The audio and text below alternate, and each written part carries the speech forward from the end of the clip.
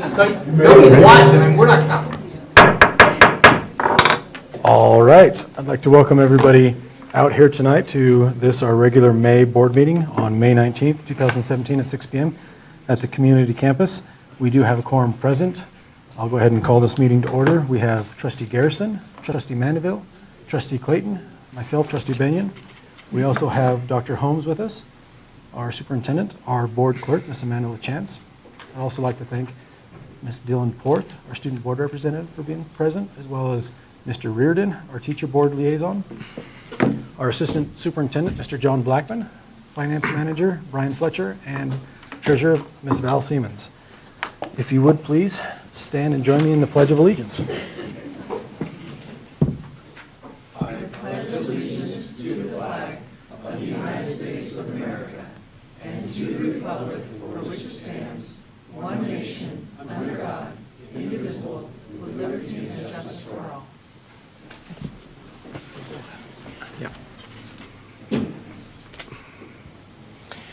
All right. Before I go further, I'd also like to announce that we do have Ms. Olga Masa Santos for anyone who would like Spanish interpretation. Por favor, si alguien necesita interpretación a español, por favor, vese a la señora Olga Masa Santos. All right. We'll go ahead and ask, are there any additions, corrections, modifications, or substitutions to the current agenda? Seeing none, we'll proceed and turn the time over to Dr. Holmes for the accolades. Okay, thank you. We have 2 accolades tonight. Our first one is from Michael Sewell. Michael, would you please stand up so we can recognize you? I just have to warn all of you. This is one of the best accolades I've ever read. My husband Dave and I would like to nominate Ms. Sewell for an accolade for the impact she's had on our daughter Emily's high school experience. Emily has been part of the GATE program since 2nd grade at Hemingway. In classic GATE fashion, she is a self-driven, curious, and enthusiastic student who sets very high goals for herself. For the last 4 years, Ms. Sewell has been her advocate at Wood River High School. She's helped Emily find courses that would challenge her, and her classroom has been a refuge on stressful days. Ms. Sewell has lent Emily a sympathetic ear, offered her sage advice, and moderated more than one heated discussion with her and her teachers. While I didn't think it was possible to raise the bar any higher, last week Ms. Sewell outdid herself once more. Due to a miscommunication, Emily only learned of her Rotary Scholarship interview 20 minutes before it started. Her leggings and baggy sweater were totally inappropriate for an interview. Ms. Sewell helped her frantically search the school for someone with a dress she could borrow, but to no avail. With minutes to spare, Ms. Sewell saved the day. She and Emily ran into 2 stalls in the nearest bathroom and swapped clothes. Emily looked professional in Ms. Sewell's slacks and had a great interview. Ms. Sewell was pleased she could actually fit into Emily's clothes and didn't have to wait in the stall until she got her clothes back. Ms. Sewell has been a rock and a resource for Emily throughout high school. We commend her for her dedication and commitment and for caring so much about her students. Submitted by Laura Stone. Thank you.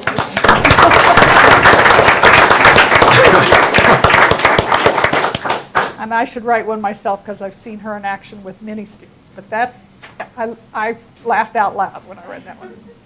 All right, our next accolade is for Susan Wurst. And there she is. I was going to say, I thought I saw her. She's the speech and debate teacher at Wood River High School. Fortunately, our daughter found an interest in speech and debate as a freshman in high school. We could not be happier with her choice of extracurricular endeavors. Ms. Wurst has played an instrumental role in our daughter's interest in speech and debate. Ms. Wurst's calm and intelligent nature invite high school students to participate in the sport of words. As a volunteer judge, I have played eyewitness to the talents of speech and debate competitors. I'm proud to say our Wood River students show up prepared and motivated to compete in events that address current events and require students to exhibit the critical thinking, reading, writing, speaking, and listening skills we expect of our students. Thanks to Ms. Wurst. She spends many, many additional hours planning for, supervising, hosting, and participating in these extracurricular speech and debate events. It is with great admiration and much thanks that I nominate Susan Wurst for this well-deserved accolade recognizing her for long hours and dedication to our students. Thank you for another great speech and debate season, Ms. Wurst. Submitted by Jamie Harding. Thank you for all you do.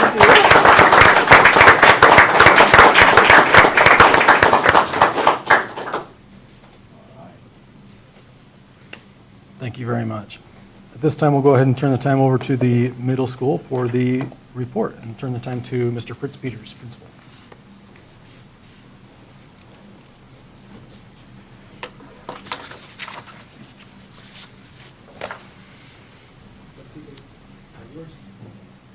This is Jade and Madison, and they'll be presenting tonight. All theirs. Some people may think of Woodward Middle School as an ordinary public school. We think of it as a place where we are highly educated and privileged. Hi, I'm Jade Ellison. And I'm Madison Lovell, and we are two 8th grade leadership students at Wood River Middle School. During our 3 years attending WRMS, we learned that we attend an amazing school filled with caring staff and a place where students can take risks and step outside of the box. Although we work very hard in class, we as students and staff like to adventure and engage in projects outside of the classroom as well. At our school, we enjoy going to watch Company of Fools plays, movies, and doing outdoor activities like environmental camp, snowshoeing, skiing, rock climbing, and J-turn with teachers. One of my favorite things about the middle school is the sports. Most sports are available at our school, and we take pride in our sportsmanship. This year, our 8th grade boys soccer team went undefeated. We also have competitive academic teams. For the 2nd year in a row, we had a robotics team qualify for Worlds.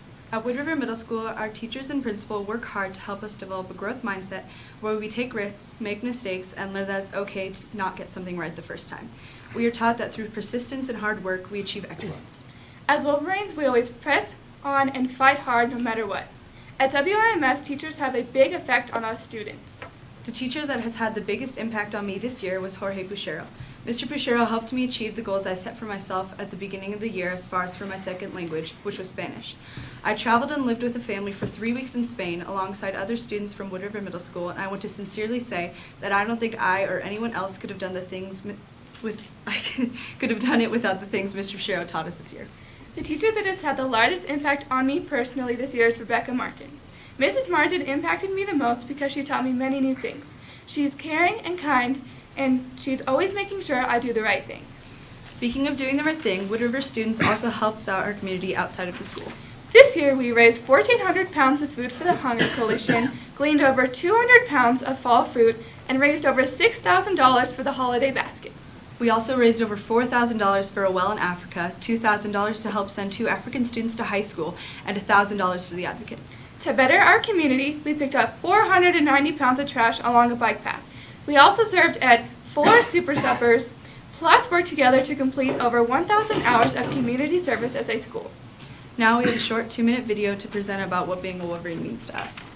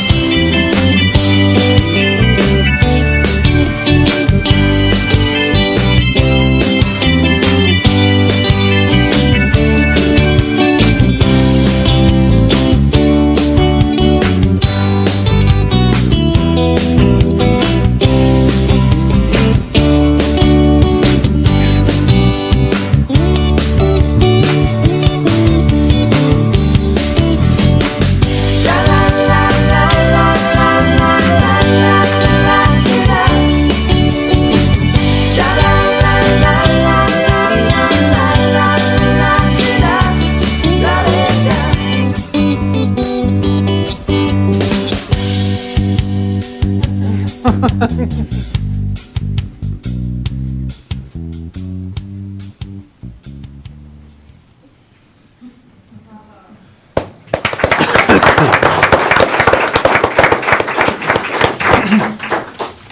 have any questions for the ladies?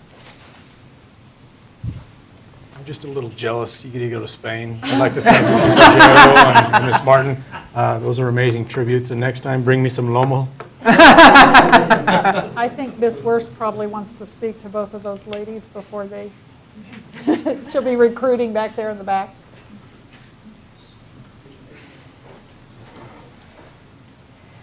Thank you very much, ladies. So, at this time, we'll go ahead and move forward with the public comment section.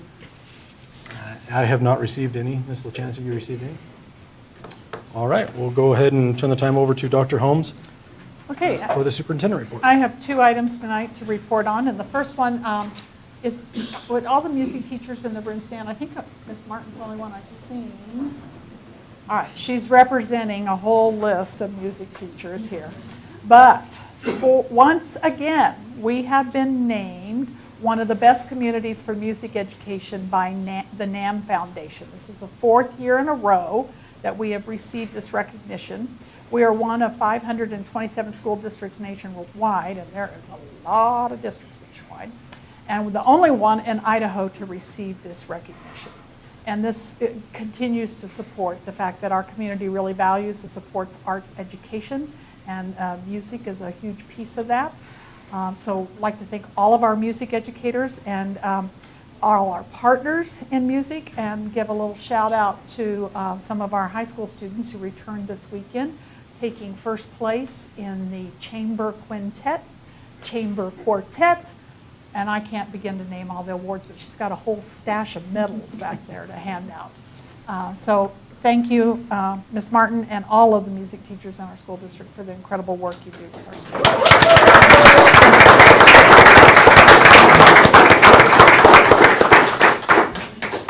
And then the second thing I have, I'm going to let Ms. Graybo present most of this, but I want to give you some background on how we got here. One of the things that the state of Idaho is trying to track is how many students actually go on to secondary, post-secondary type of work after they leave us at the high school level. And it's a very difficult thing to track because we can pretty much control the information we're gathering from students while they're in our care, but once they graduate and walk across that stage, it's really hard to get information from them, type of thing. And so the state has also been looking at that and struggling with that, and earlier this year they published a number which just made me stand on my head because I knew it had to be wrong, about how few of our students actually go on. So we've started trying to figure out ourselves how many of our students go on. And one tool that we have invested in to help us with that is a tool called Alumni Tracker. It doesn't keep track of every single student for us, but a lot more of them than we are able to track otherwise. And so I'll let Ms. Graybill talk about that and some other efforts to even try to get better data on what happens to our kids when they leave us. Yeah, and there are going to be 2 parts. One is getting the raw data, and then the second is going forward, what we do with it. So let's, this is just a very brief presentation to give you a sense of the kind of data that you'll be seeing as we go forward. So as Dr. Holmes mentioned, there's no federal system for tracking students. And there's a nonprofit called the National Student Clearinghouse, and most of the 2-year and 4-year colleges participate in that.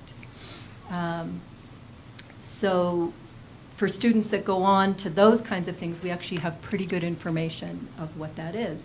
The matching is done based on name and birth date. That's it. So as we go forward, I think we'll find students that are not matched correctly or that aren't being matched at all that we'll be able to independently get information about. Career technical programs are not included. The military is not included. And one thing that really surprised me, the first data we have is from the class of 2009. One of my former students went to the Naval Academy. So I went and looked her up. It turns out the military academies are not part of the database. Huh. So, but most of the colleges that students go to are. So, Amanda, if you go to that first slide. This is a single class. It's just that class of 2009. There were 172 students. And there's the chart at the bottom, that little table at the bottom is exactly the same information that's graphed up above. So of those 172 students in that next year, that next fall and spring, 2009-10, 66% of students entered college. And 33% of students did something else or went to the Naval Academy. So the next year, 2010-11, the green bar is now much smaller. Only 7 students were new to college. 52% were retained. And 13% were no longer enrolled. So that's obviously a piece that, of information that's important for us. But the percentage of students that were not sure about that purple group has shrunk. So anyway, we're able to get this information for every cohort. This is just the 2009 cohort. And within a couple of years, you start seeing students graduating. So if students get a 2-year diploma, that's considered graduation, or if they're at a 4-year school, it's when they reach the 4-year mark. And obviously graduation, kids are still continuing to graduate, that's still increasing. So we're able to get that for every cohort. Can you go to the next slide, please? Thank you. The top on the red is what we would report overall as the percentage of students that have gone on to college or post-secondary that's included in the clearinghouse in that fall right after graduation. And so it's 58% of students. The arrow points at the beginning, we're at the class of 2009. And that number goes up and down, but the overall average for all of our classes that fall afterwards is about 60%. And that's those that just go in the first fall after, not the ones that come Exactly. after the fact. That's exactly right. That's just that first fall. And so you can compare that. When we looked at the bar chart, there were 66% of students that had gone on to college, 58% of them in the fall, and then the rest of them either second or third term. And we get a lot of information. We do get information about public versus private. In this case, what's shown is the 4-year institutions and the 2-year institutions. And then the last graph shows any time during the first 2 years. So for that class of 2009, now that number is up to 70% of students that sometime within that first 2 years have entered college. And so that chart, we've ended with the class of 2015 because the class of 2016 hasn't gone to school for 2 years yet. At the end of next year, we'll have information on the class of 2016 for that 2-year mark. So at this point, I've included some next steps and also what the state of Idaho has set. The state of Idaho has a goal that 60% of Idahoans between the ages of 25 and 34 actually have a degree certificate of some kind, which would include technical schools, which are not in here, by the year 2020. If you look just at this post-secondary piece that's tracked through the National Student Clearinghouse, the state of Idaho has post-secondary participation range. It varies quite a bit year to year, but about 44 to 50%, and up to right around 50% for those enrolling within 2 years. So at this point, all of this data, and I apologize for not mentioning, is Wood River High School, and that was our first school to look at. Cary actually keeps very good track through phone calls of what students do for 6 years and reports that at their graduation. And Silver Creek has some methods informal that they've been using to track. We've now signed up both Cary and Silver Creek for this same kind of data analysis. And we have a group of representatives from each of the schools to really talk about how are we going to track those students that aren't included, and then how can we really use that data to better support our students. Any questions? Yeah. I was curious about that Idaho state goal of 60% Mhm. of Idahoans aged 25 to 34 will have a degree certificate by 2020. How is Idaho doing on that, and when did They're they not- set that? Yeah, they're not feeling very optimistic, and in particular, the, just that post-secondary rate that they've reported, it actually went up for a couple of years and actually has gone down the last couple of years. So you can imagine all the things that it's sensitive to, like the job market. Students who do take a year off to earn money, say to go to college, will show back up in those numbers. But at the moment, when that 44% came out of post-secondary graduation for the class of 2016, there was a lot of discouraged conversation about that. So, Yeah, I just found it, it seems, I don't know when they set that goal, when they first set it, but it seems rather ambitious. So I was just kind of curious about that. I know that's, Yeah, I don't actually remember myself. It was before 2015 and could have been somewhere between 2010 and 2015. I think maybe around 2010.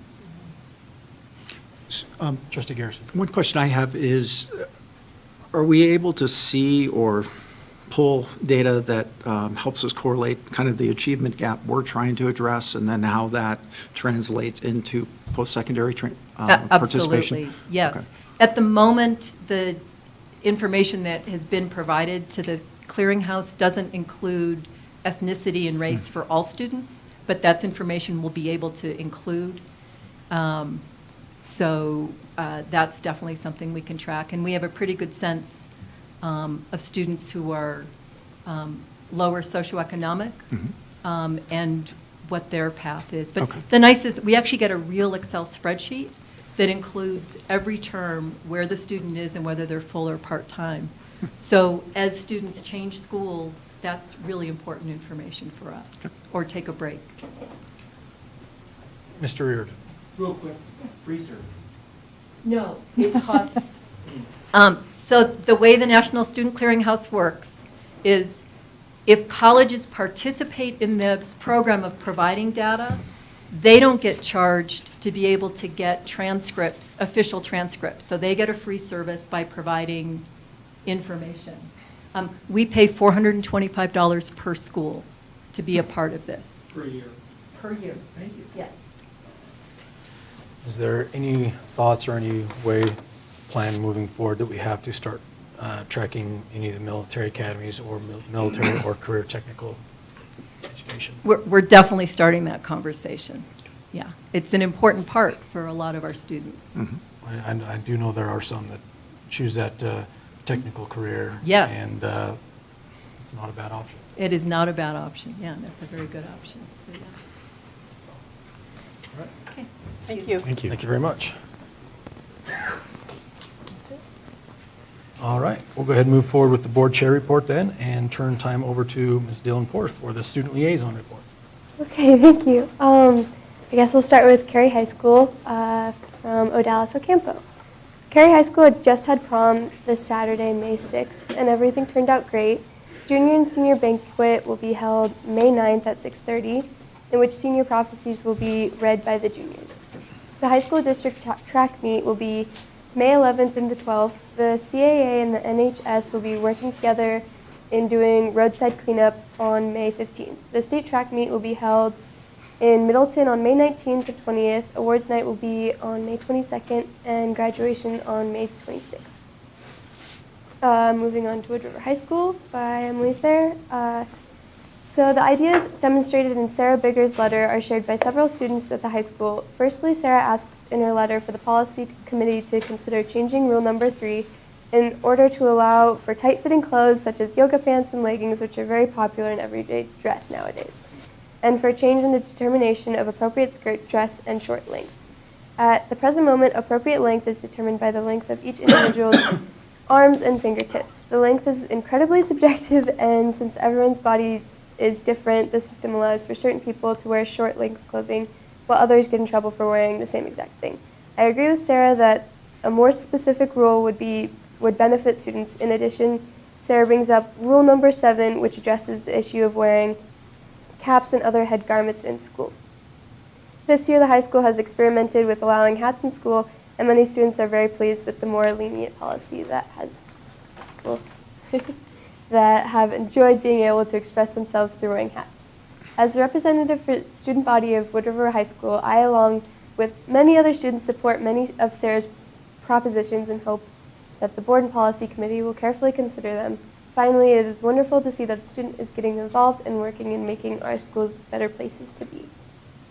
In other news, we are very proud to say that Wood River High School students have been giving back to the community this weekend by filling sandbags and contributing to the efforts of handling the flooding in several areas in the valley. And finally, as the end of this year's events continue, senior prom took place last Saturday thanks to the work of student council and several senior parents. Dollar Mountain Lodge was decorated wonderfully, and the event was enjoyed by all who attended. And then moving on to Silver Creek, all students took the ISATs, EOCs, and the juniors took the SATs along with their civics tests. We had 99% of students pass the civics test, and tomorrow our advisor, Tor Top, will be taking 8 students down to BSU to take a Spanish test. Silver Creek's prom was last Friday, May 5th, which perfectly wrapped up most of our school testing. Today we have about 10 students doing community service, working with the two of our advisors, filling up sandbags to help the flooding throughout the valley. Next Wednesday, the freshman advisory is taking a student-led field trip by Mason Corcutt down to the INL, the International Laboratory. In other news, our chess club is growing in numbers and popularity. 1 weekend ago was Girls State. We had 2 students from Silver Creek participating in it. Sarah Begay and myself, we both finished in top places. Just this Saturday, May 6th, was the team championship, and we finished in first. Also, next week, Adam Forth, one of our advisors, is taking kids from Wood River Middle School to Super Nationals in Nashville, Tennessee. Finally, for chess, we on May 18th through the 20th, Russian Grandmaster Timur Garyev is coming to Silver Creek to work with our team and different students. He is famous for playing simul's, which is multiple games being played at once, and he will be playing blindfolded. So we are encouraging many people to come and see. Along with great chess opportunities, we have had the chance for multiple TED speakers to visit our school. Maddie Mead and Muffy Davis have come, and Mark Gilbreth, Jean Liston, Rebecca Rush, David Hayden, and Tia Koenig, and Alex Woodward are all speaking at our school throughout the next 3 weeks. And finally, LTIs are coming to an end, and with the last 3 weeks, we are hammering out preparation for our exhibitions. That wraps up all the updates. Thank you very much. I had one question. Dylan, you were talking about some, feedback input on the new on the dress code policy. Yeah. So my question is, tonight we're voting to approve it. Are the suggestions that you're making, are they incorporated in the policy that's in front of us this evening, or are we missing something? I am not quite sure. I don't. The suggestions were actually from Wood River High School, am I correct? Yeah. So she was just reading. Yeah, I was. No, I know, but I'm hoping that we got an integrated, input from both the middle school as well as the high school, and we're addressing everything. Yeah. Maybe Mr. Pierce could speak to that because he was on the policy committee. When it comes up. We'll do it when it comes to the policy, Yeah. make sure they're covered. But yes. All right. Thank you for that. And it excites me and makes me proud that our students are getting very involved, not only with the filling of sandbags in our valley's time of need right now, but also, as was stated with our middle school presentation, about the service and becoming good stewards of the community, local as well as internationally. So thank you. So with that, I just want to remind the board that tonight is Dylan and Tim's last night with us. What did, that, or like No, no, no, last no. night, As liaisons. yeah. definitely, I appreciate you pointing that out, and I would like to thank you both for sitting sharing your insights, asking questions. It helps definitely us as a board fulfill our responsibilities and gives us a different perspective and point of view, so we appreciate your service. Thank you. All right. As of next fall, we will have some new student board liaisons. Silver Creek High School will be Sarah Begay. Wood River High School will be Emily Thayer, and Cary High School will be Trevor Kirkland next year. So we'll get them trained and on the schedule. So, as far as announcements, we have on Tuesday, May 16th, which is a week from today, Zone 2 and Zone 4 trustee elections. Friday, May 26th is Student Data Review Day, no students. Monday, May 29th is Memorial Day, no school. Wednesday, May 31st, there will be a policy committee meeting here, or excuse me, at the district office. Tuesday, June 6th will be the last day of school, with Wednesday, June 7th as a teacher workday. Our annual budget hearing and regular June board meeting will be Tuesday, June 13th. As I mentioned during the announcements, next Tuesday will be the trustee election. We have a contested election. Two contested Elections. Thank you for that correction.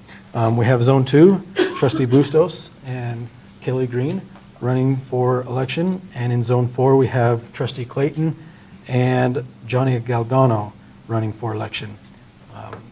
Please inform yourselves, make sure you know which zone you're in, and get out and vote. We also, on the board chair report, we have conducted our board self-assessment. And that report is included in the packet, so it's available for all to see. From my review, we have some strengths and we definitely have some weaknesses. A lot of our weaknesses point out to the new board that we do have, and not having very good onboarding procedures for newly elected or appointed board members. So that's something that we definitely need to look at, work on. We also have a dire need for goal setting as a board, as well as taking advantage of an opportunity to hold public hearings on issues.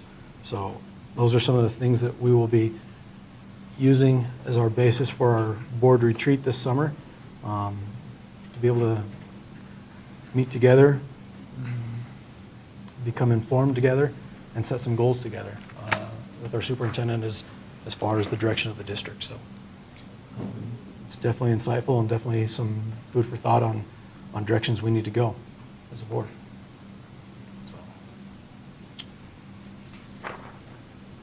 Trustee Mandeville. I'm certainly looking forward to continuing to work together and growing together and becoming a better board for the leadership of our district. I appreciate that. So, with that concludes the board chair report, and we'll move on to continuing business and turn the time over to Dr. Holmes and Mr. Brian Fletcher for the 2017-18 budget update.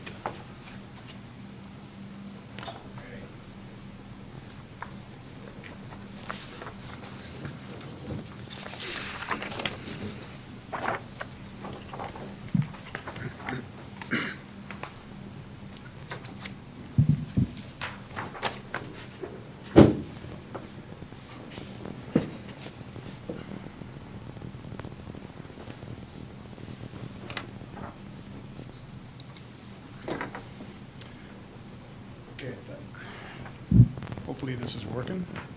Is it working, Ben? Yes, sir. We're good? All right, thank you.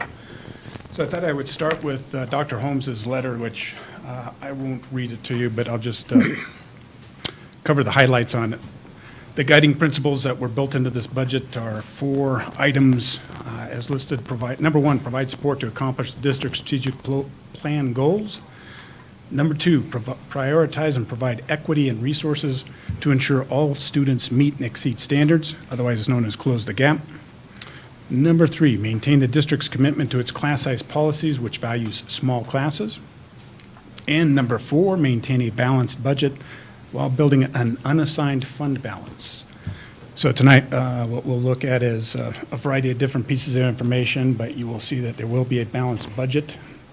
So our revenues will match the expenses. The only aspect of carryover that will be built into it will match what the contingency reserve that we're setting aside, which is 5% as required for meeting state requirements. So the next piece is, whoops, that there's the cuts that we've been essentially made. It'll be hard to identify exactly where in the budget line items, because one of the things that we did this year was change the way the budget was built. So we gave the way we structured the budgets for schools, and we talked a little bit about this last week, is to give them more accounts so that they have more control at a local level rather than the district level, but then also gave them more money associated with those accounts. So they rearranged their accounts in affiliation with that. So it may look like in some areas they grew, but in other areas where the district had traditionally covered it or created the budget, it actually may have contracted. So to run through the list, department budgets, $100,000. That was on top of the 20% reduction last year. School budgets, $100,000. Communication supply budget, $10,000. That's a 0.33% reduction on top of last year's 30%. Transportation, $310,000. That's combining routes and reduction of operating expenses.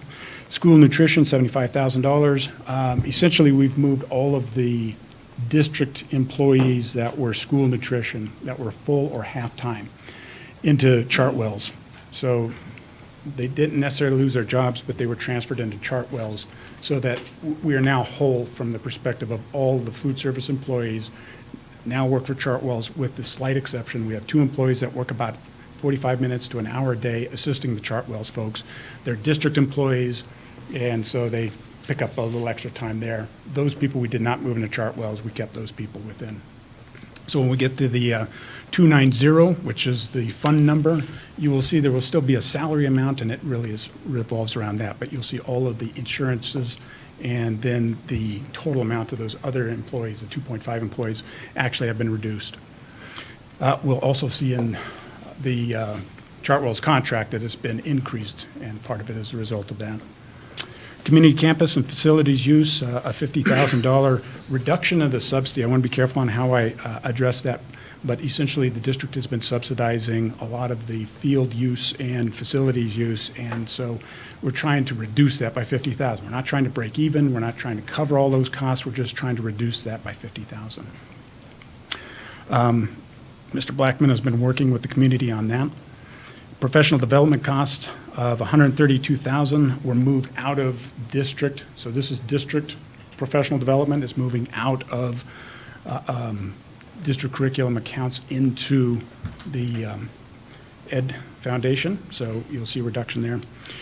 And professional development accounts for classified staff of about $17,000.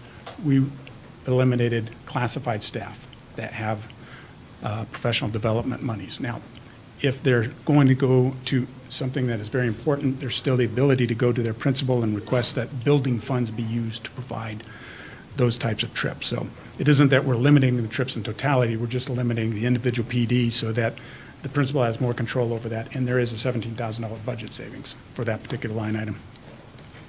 The technology budget, $60,000, and we did eliminate an additional position. There was a position that was going to be filled, that was budgeted and not filled this year, and we just simply eliminated that position. Simply makes it sound like it was pain-free, and I know that Teresa would say it was not pain-free, so we eliminated a budget position, let me put it that way. District office, buildings and grounds, I'm sorry, jumped the line there. Buildings and ground budget, $60,000, including elimination of one person. We have retirement next year. He'll retire, it's estimated, or he's given notice at least, that he'll retire in August. So essentially, 11 of the 12 months we'll have a position that will have been reduced. District offices will be closed on Friday during the summer, so there will be 6 fewer working days for non-contract workers. Overtime pay is being eliminated. However, if a building feels as though it's very important, they can still have the overtime, and then it can come out of their budget. We've reduced it says one teaching position, it's probably more clear to say one, the equivalent to one FTE. There were multiple positions that were impacted, but when you total it all up, it's close to one FTE. And the elimination of extended contracts and student services, and finally, the donation of 6 days by the, of salary from the superintendent and year-round administrators. The other aspect that's worth noting here is that there were some reductions in the costs. Let me rephrase that. There was a lot of conversation about administration being paid more next year. And what administration, the vast majority of administrators, particularly those that are in the building, are not receiving a pay increase of any significance. They're being put on the salary schedule in the cell on that salary schedule which most accompanied where they were currently being paid. So they didn't get the jump a step, if you will, on the salary schedule. There may have been a $10 or a couple $100 adjustment to get them in that proper cell, but they did not enjoy that 1.5%. For those folks who were up for approval of an increase this year, they would have jumped 3%. That did not take place. There was reallocation of funds from one manner of compensation in their insurance to their salary so that we kept them whole. And that amount, in terms of making this a whole program all the way across and matching individuals who were not on the salary schedule, putting them on that salary schedule cost about $252,000. And we talked about reaching a point of payback at some point in the future, and that was based on 8%. So of the insurance costs. Our insurance costs bumped about 2.4% this year. So we will still see that payback, but if 2.4% continues to be the consistent amount of insurance benefit interest, or increase rather, as we move forward, it will take us longer to return that $250,000. Now, I'll trade that every day for insurance costs that only increase 2.4%, because sooner or later we're going to get a return on the money from the admin, but the slower that insurance amount cost increases, the better off the district will be.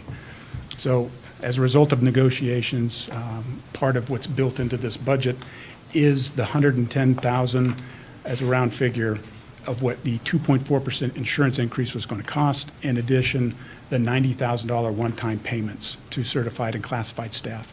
And if Glenn's listening, that I'm not included on that list. Just to make sure everybody knows that. So A little bit of an inside joke. yeah. So with that being said, yes, Can I yes, sir. clarify one thing as well? That 5 years was based on 0 attrition, correct? Correct. So we know we have one person right, Already. yeah. that we're going to experience some attrition, and that person was brought in without the added benefit of The replacement was brought in. yeah, the replacement was brought in without the benefit of the health insurance to the family. And so the more attrition we see, that 5-year will also shorten. Yeah, that's, And if I could just add, while we're talking about putting salary schedules in place, we, 2 years ago, put in place a classified salary schedule. It cost us $226,000 at that time, because when you put a salary schedule in place, you either have to take some people up or you have to take some people down, and going down is just not very feasible. And then we also eliminated the salary schedule B. We had teachers on 2 different salary schedules, and we've eliminated that in the last 2 years. And once again, you had the same phenomenon happen, and that cost us $328,000 when we had to move those teachers who were on that lower salary schedule up to salary schedule A. So it's a pretty common phenomenon. It's just too bad that we had to have that happen in the same year that we're really grappling with the budget. But long-term, it is the best plan, because people top out. You can't go more than 20 years before you top out. It takes all the increase in health insurance onto the employee. And so people, in the long term, it will help us, but it is.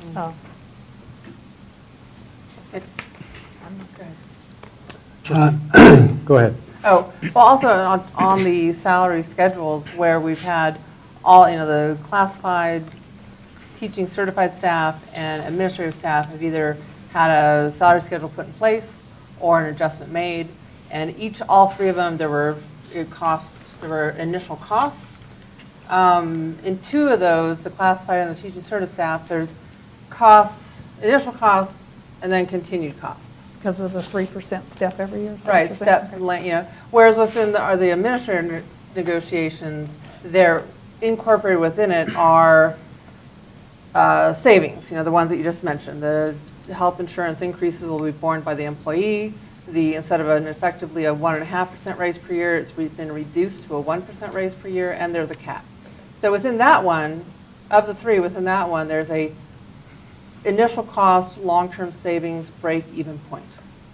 So that's the difference with the administrator salary, is that their salary schedule is that there will be a break-even point at some point. Trustee Clayton. Mr. Fletcher, have you completed your presentation on the reductions in the budget? As far as this, yes, Okay, absolutely. great. So I got two questions to Sure. follow up on that.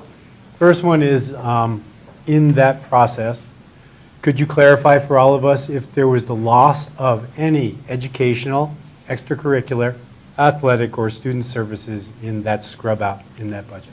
There was the one equivalent FTE from the high school that was reduced in the educational side of the house. And with that decrease, will there be an increase in the student-to-teacher ratio at the high school as a result of that? No. Not significant, no. So you met the measures. Just to clear up a lot of conversation in the community about suffering and the loss of programming and student and educational delivery, that's clear that we have not lost any programming within the offerings of Wood River, the Blaine County School District. Yeah, I would say that's essentially true. On top of that, I would mention that it has been our effort last year and this year to have folks step off of the employment budget through attrition. Mm-hmm. Now, I can't say that'll be absolutely the case this year because we're still working through some of that.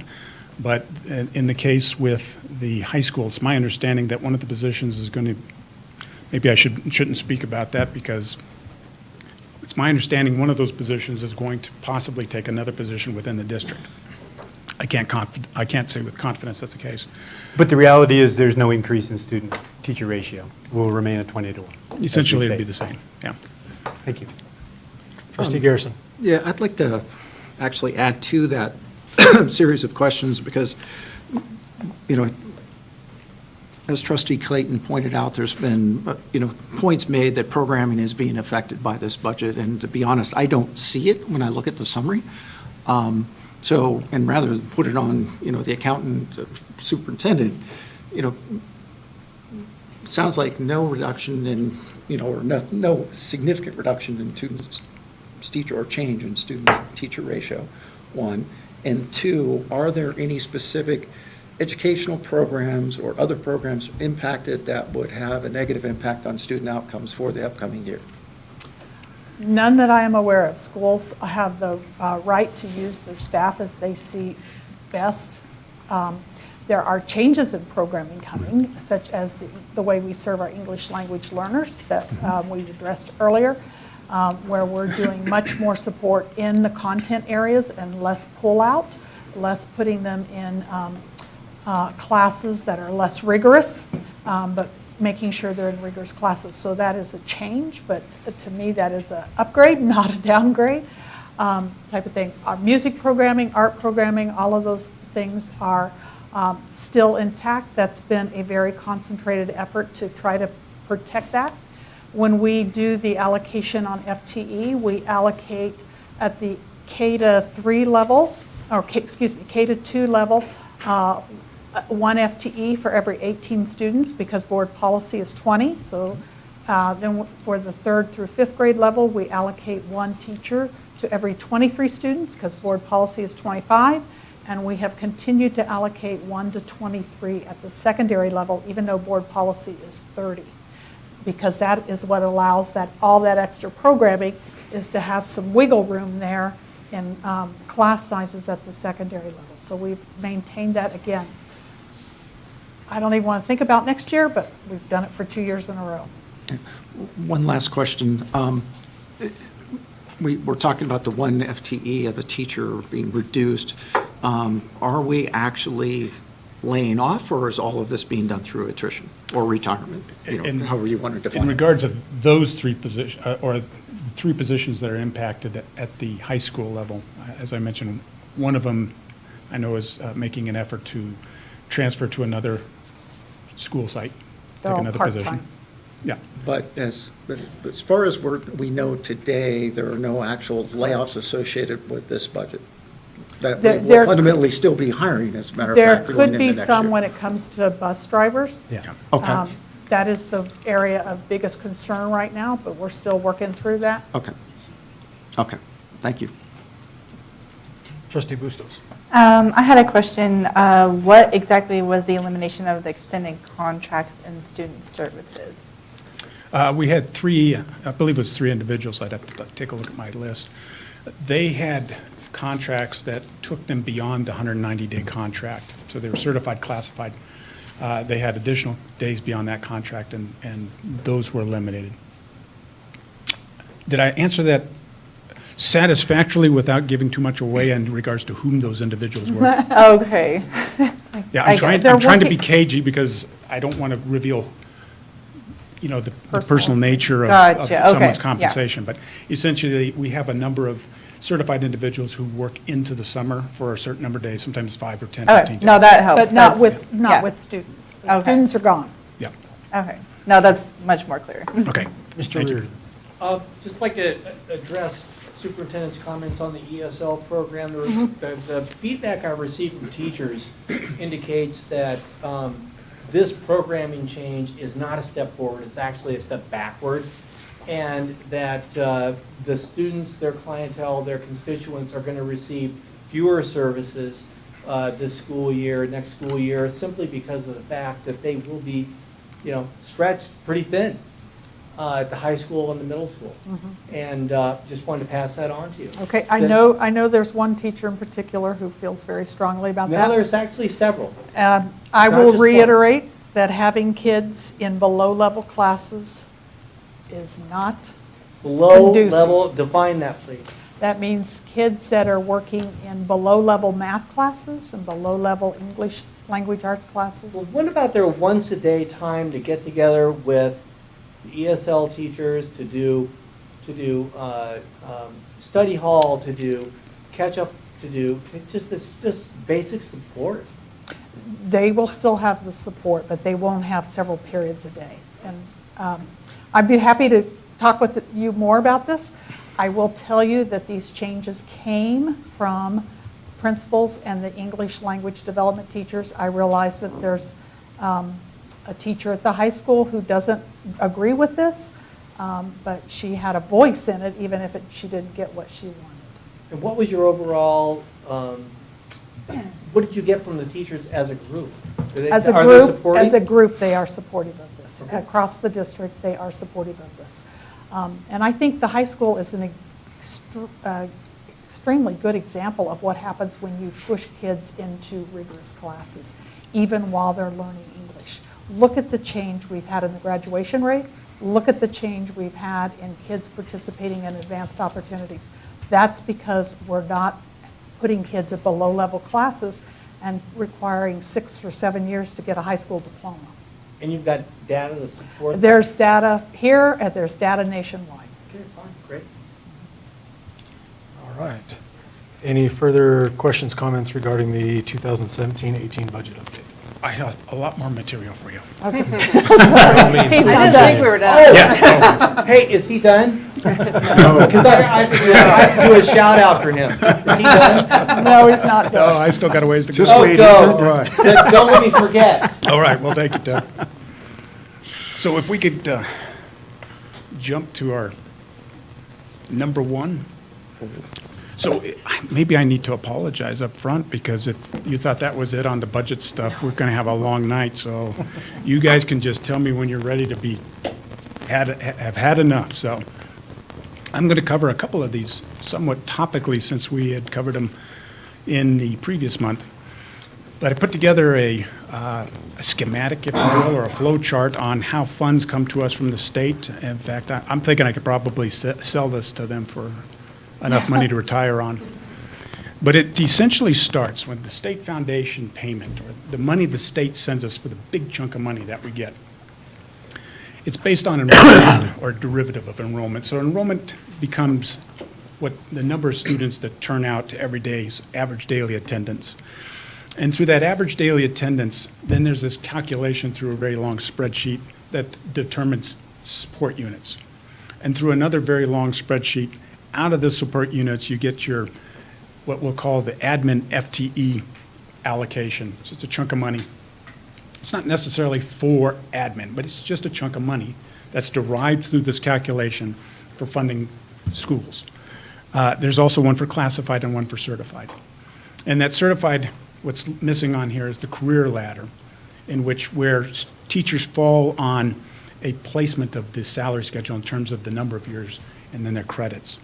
So all that turns into what we call salary-based apportionment. In conjunction with that is the benefit allocation, which is just a percentage of that salary-based apportionment. So we'll see that a little bit later on here. Also out of that is what they term discretionary or entitlement allocation. It goes by a whole host of numbers. I call it not enough, but we'll take what they give us. And again, that's derived out of the support units and the ADA, average daily attendance.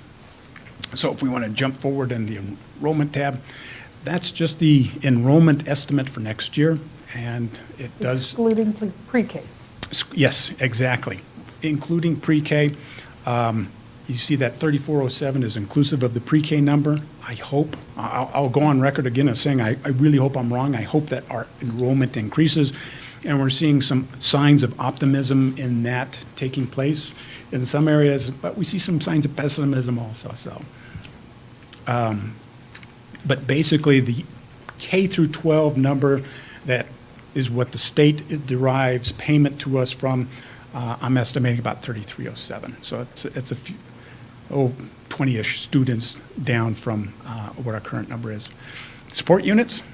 So what I think that will drive for us, a lower enrollment will drive fewer support units. So where we had about 165 this year, I think we'll have about almost 164 next year. Yes, sir. Can I ask you Sure. just a clarification question on the enrollment tab? Enrollment changes, day to day, month to month. Hour to hour. Yeah. Yeah, so on what day do we, when we say, whatever enrollment is for this year, last year, in the coming year, is it the first day of the year? Is it the last day? Is it some average across? I'm just trying to understand, because that also influences That's an payments, excellent correct? question. Yes, That's a as point an of great confusion. administration, we try to use November 1. Okay. Or the first Friday in November, so it might be November 1, first Friday. Okay. And then we also put our pre-K in there, which the state doesn't even recognize the fact that we do pre-K. But we have to be ready for pre-K, so we put them in there. Okay. Yeah, it's an excellent question. Thank you. Frankly, you'll see enrollment numbers all over the place. Is it K through 12? Is it pre-K through 12? Is it November, I'll say the November 1st count? Is it the best 28 weeks count? It's very confusing, and it's very frustrating for lots of folks because there's different ways of measuring it, and there's different ways we report it, and I think at the end of the day, it does create a lot of confusion, so I appreciate the opportunity to sort of clarify that. The support units that I'm counting, there is the November 1st count, which drives most of our funding, which would be the salary-based apportionment portion aspect. Portion doesn't sound right. Portion component. So why don't we jump to the general fund staff level? What that almost 163.9 does for us in terms of determining through the calculation to the state in regards to the number of certified staff, pupil services, non-certified staff, which is another word for classified, and administrative staff, is that we have 169 certified, 13 pupil, 61 non-certified, 12 administration, and then I have another column for what we actually do employ, or at least what our estimate is, 260 for about a 91 count over what the state provides, 22 in the pupil services, which is 9 count over what the state provides, 117 classified, 56 over the 61, and finally 16, which is 4 of admin, which is 4 over Now, you'll hear the term, as though pupil count isn't already confusing enough. What the state considers admin and classified and certified may not match what we have here and what we count here. So we talked about admin compensation, and that's more than 16 people. So there's one way of defining from the state, and there's one way that generally local folks define it, and generally the public defines it, maybe even a little differently. Can you clarify the difference between the state and your number and just help me understand that difference? Yeah, there's some, I'm a good example. Mr. Blackman, he's 100% administrative because he is a certified individual, so he has to have a certification from the state. So in order to actually be counted as admin, you have to have a certification. Okay.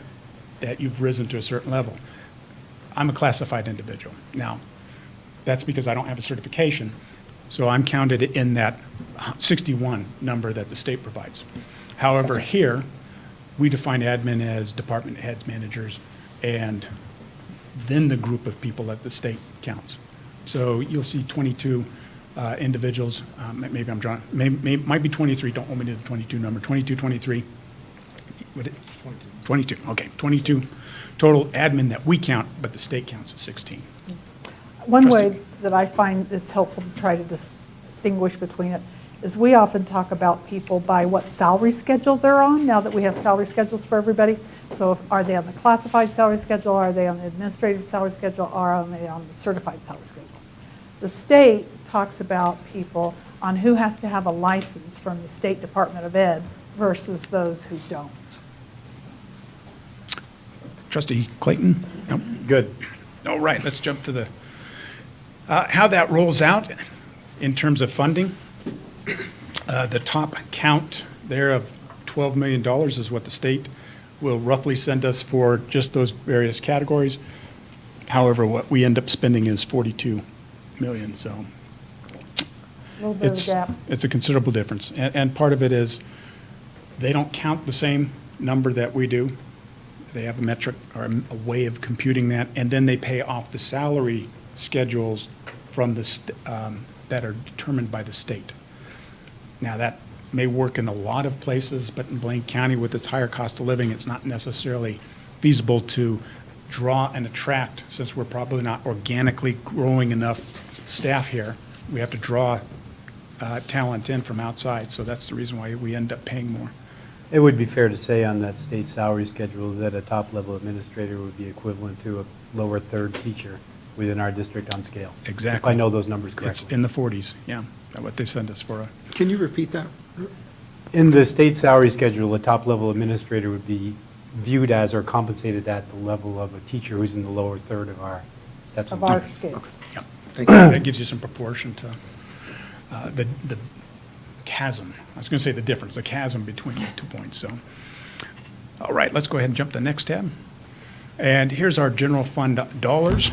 So what I've done is just now taken that next step in terms of looking at part of the funding that comes through to all of the funding for the general fund, and you can see it's about 53.9 million.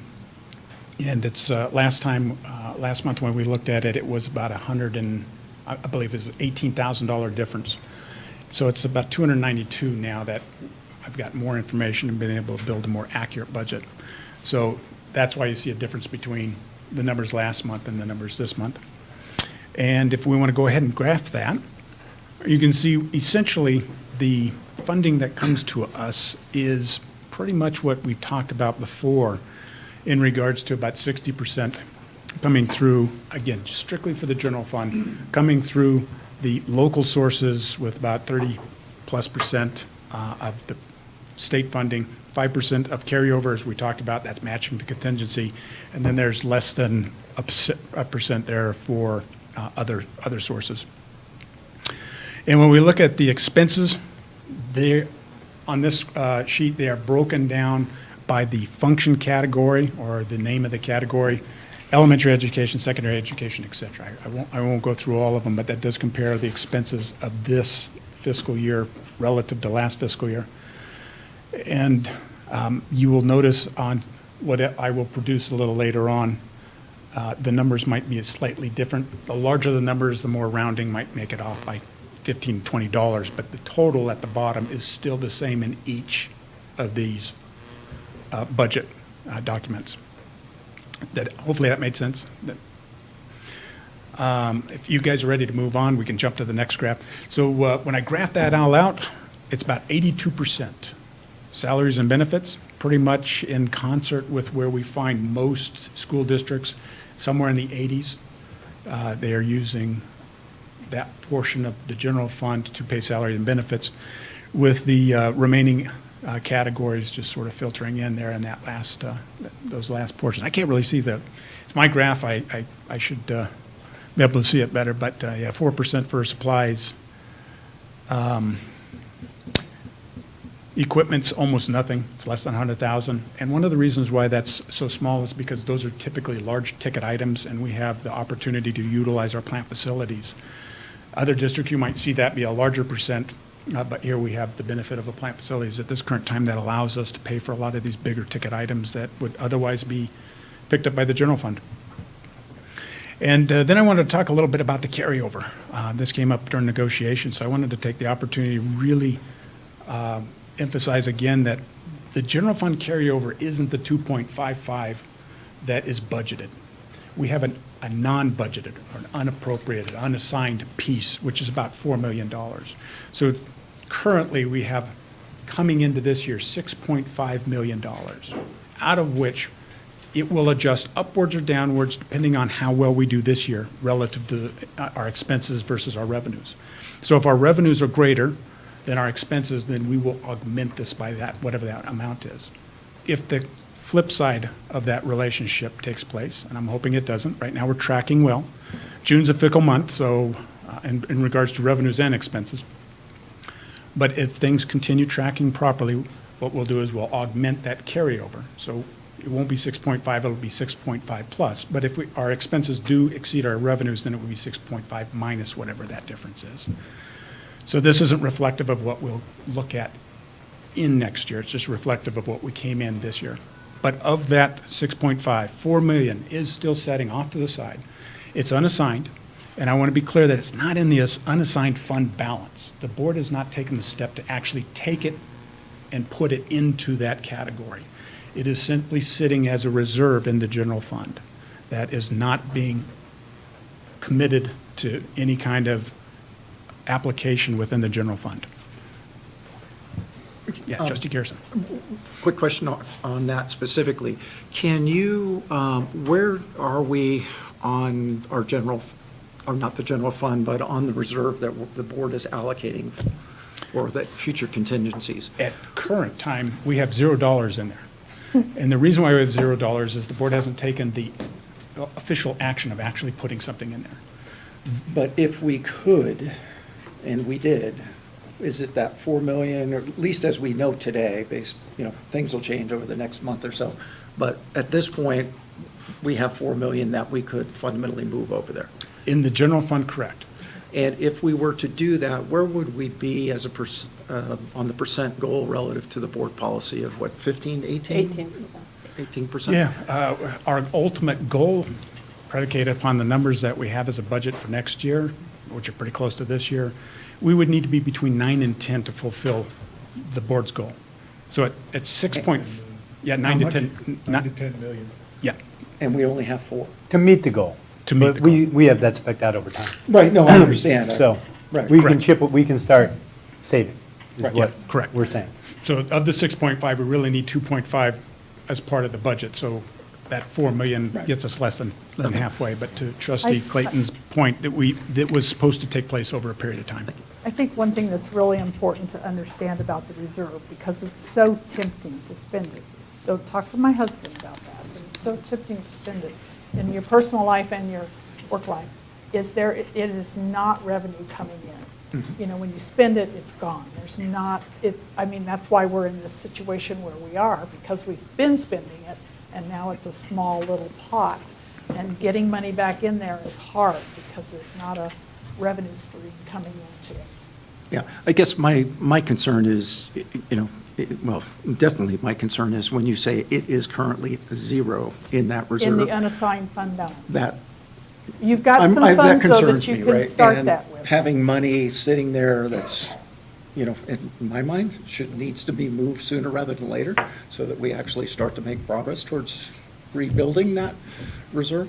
I personally, I think we need to get that done before we waste that money like it's been done in the past, so.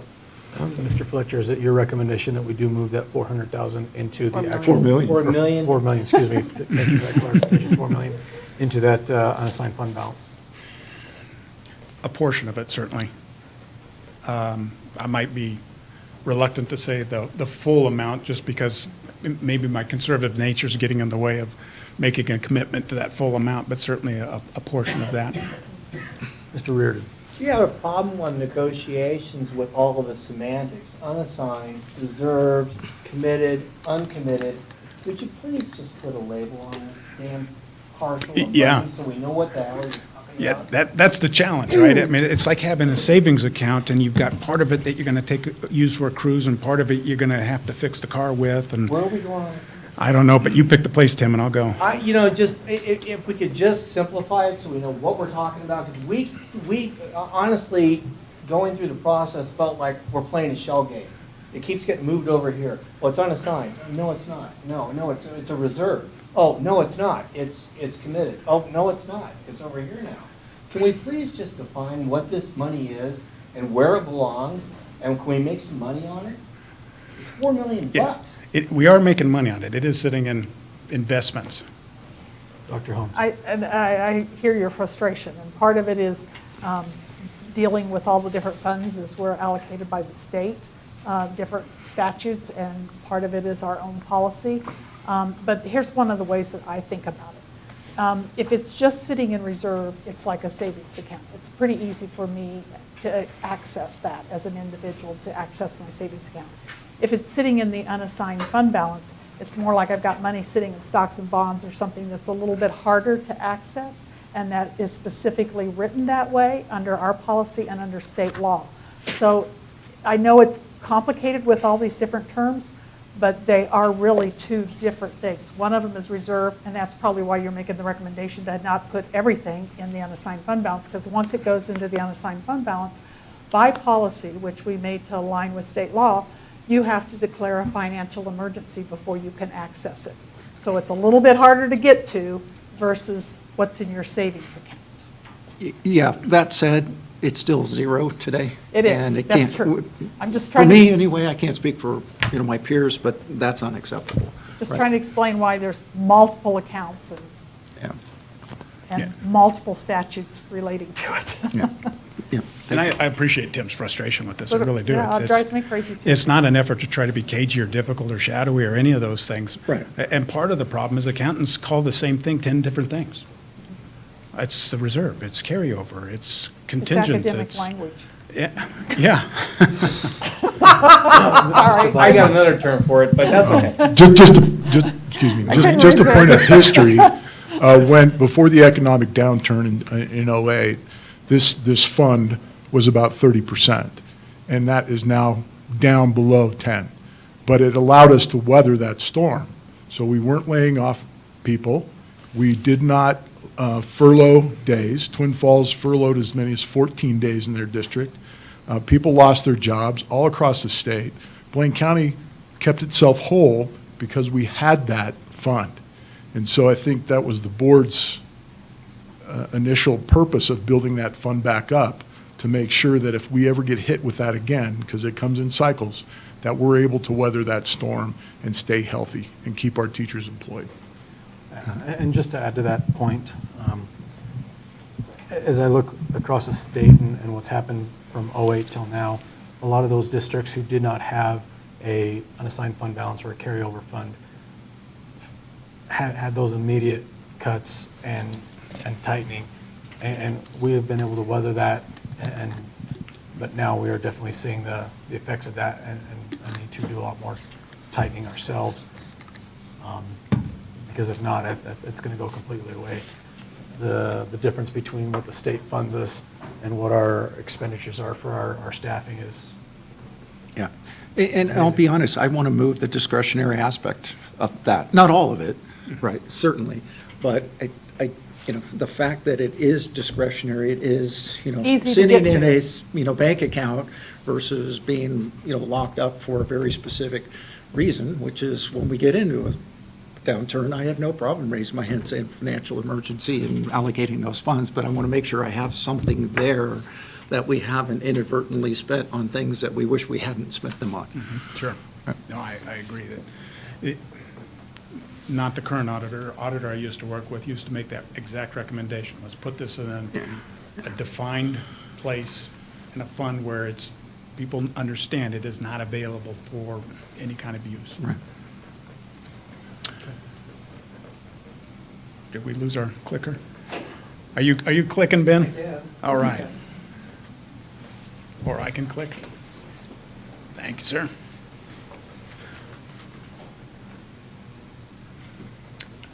So next graph I have is really you take a step back, we've been looking at the general fund, which is our biggest fund. I don't want to say it's the most important, but it certainly has the biggest breadth and reach and impact on regards to our operation maintenance. However, when I include all the funds that we have, from plant facilities to food service to our federal funds to including the general fund, you can see what we have is essentially a slight change in how the revenues come in. We go from 60% local taxes to about 42%. 34% is carryover. And the reason why that sort of gets large is because we have a carryover in our plant facilities because we've been saving money to put into the sinking fund. And then we have our land lottery. And we can chat a little bit about the land lottery when we get there. So you can see we have sort of a change in I'll call it the demographics of the numbers there. Our state revenue is about 20%. So it really gets, the other numbers really get displaced because we start having federal funds that enter the equation here, whereas there aren't really any federal funds in the general fund. And we do have this carryover. On the flip side, we also see our expenses. Hey, Brian? Yeah. One question. From the board packet for the state, for the table I'm looking at, it's district general fund revenue budget summary. It has state revenue at 18.3. I'm rounding up off. And on yours, I thought I saw in the off fund, it was 19 point something. What's changing? Yeah, there's two different ways of measuring it. Tim, don't listen to this. But essentially, in one number, it's looking at just salaries. The other number that's larger, you're talking about salaries and benefits, correct? Well, just on the table, it doesn't break that out at all. It has beginning balance, local property tax, other local sources, state revenue, and transfers in, and gives us a total of 53.6, right?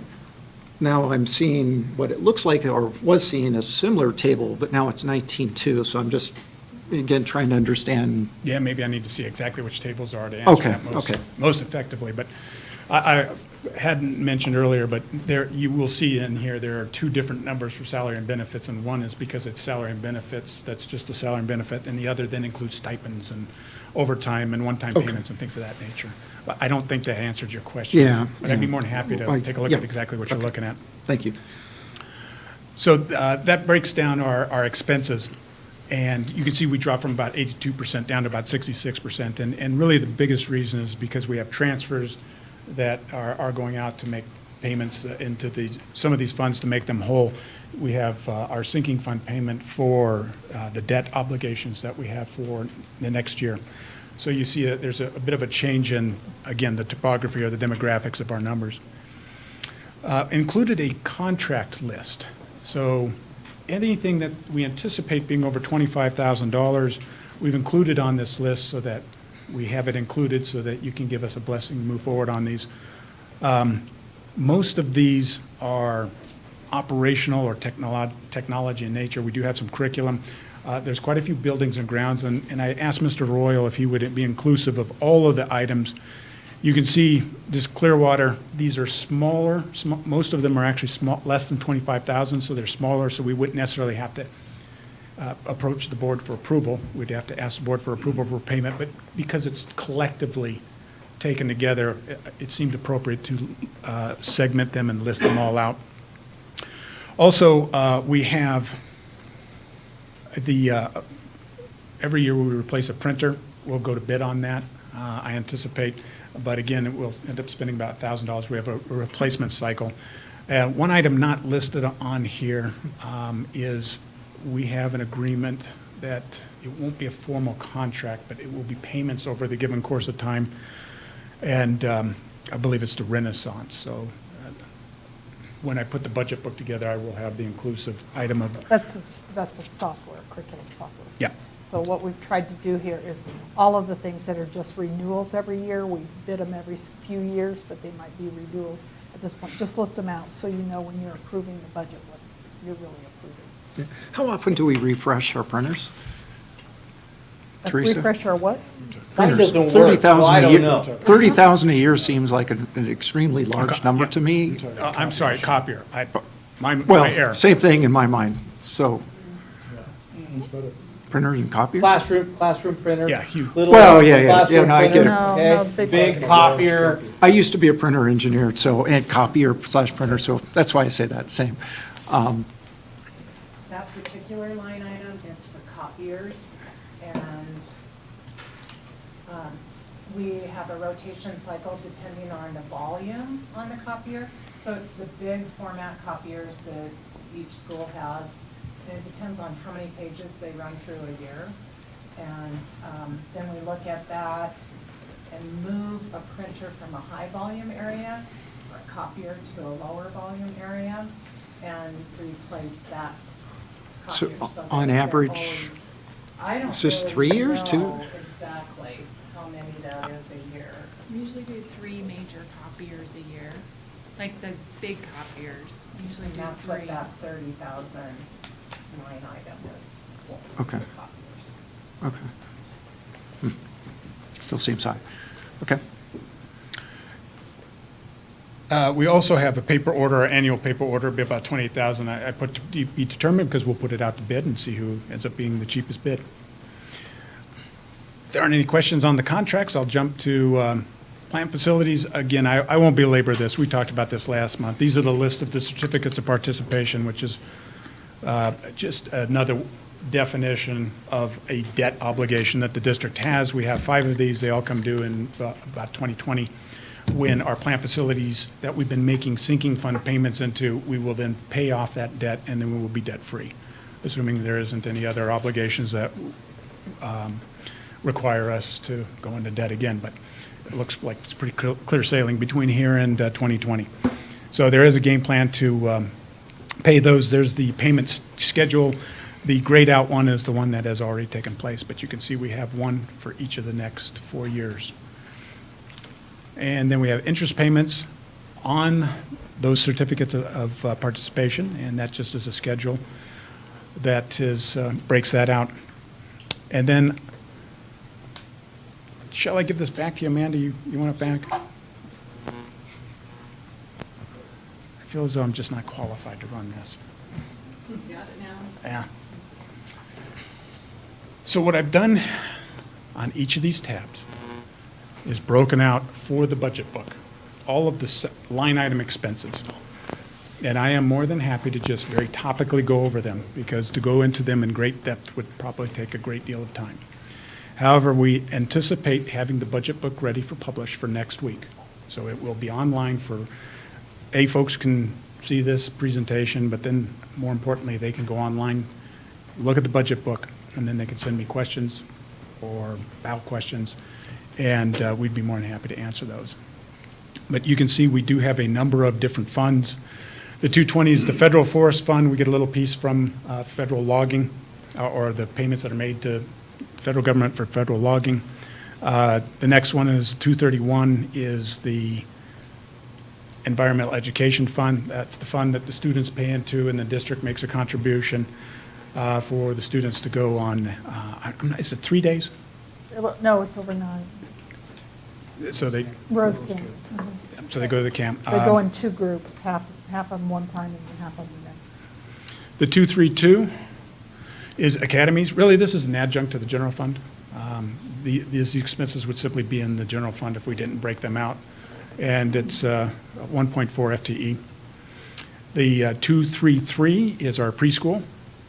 Again, it's really an adjunct to the general fund. Local dollars pay this $400,000+ in expense that we essentially incur. We do get some tuition. Tuition rates will be the same next year as they are this year, which is the next tab. Just illustrates that. 234 is the community campus. As mentioned, we're trying to reduce by about $50,000 the support that the district at this particular point is providing for community use. The 235 is the Parent Liaison Fund. Again, it's an adjunct to the general fund. If this fund didn't exist, we'd be simply paying this out of the general fund, but you can see there is no revenue source that really comes into it. It's just a transfer from the general fund. The 241 is our driver's ed fund. We're making a change next year where we are switching from a in-classroom model that we provide here to IDLA, Idaho Digital Learning Academy, I believe is its full name. And so students will have that online environment for their in-classroom training, but they will still conduct the driving training here with district paid drivers. The 243 is state professional technical. The state sends us money for professional technical education programs. They're listed there. We have a couple down in Cary, and then the remainder are at Wood River High School. We'll actually get the very final numbers a little later on in the summertime, but this is what they have budgetarily put together for us at this time.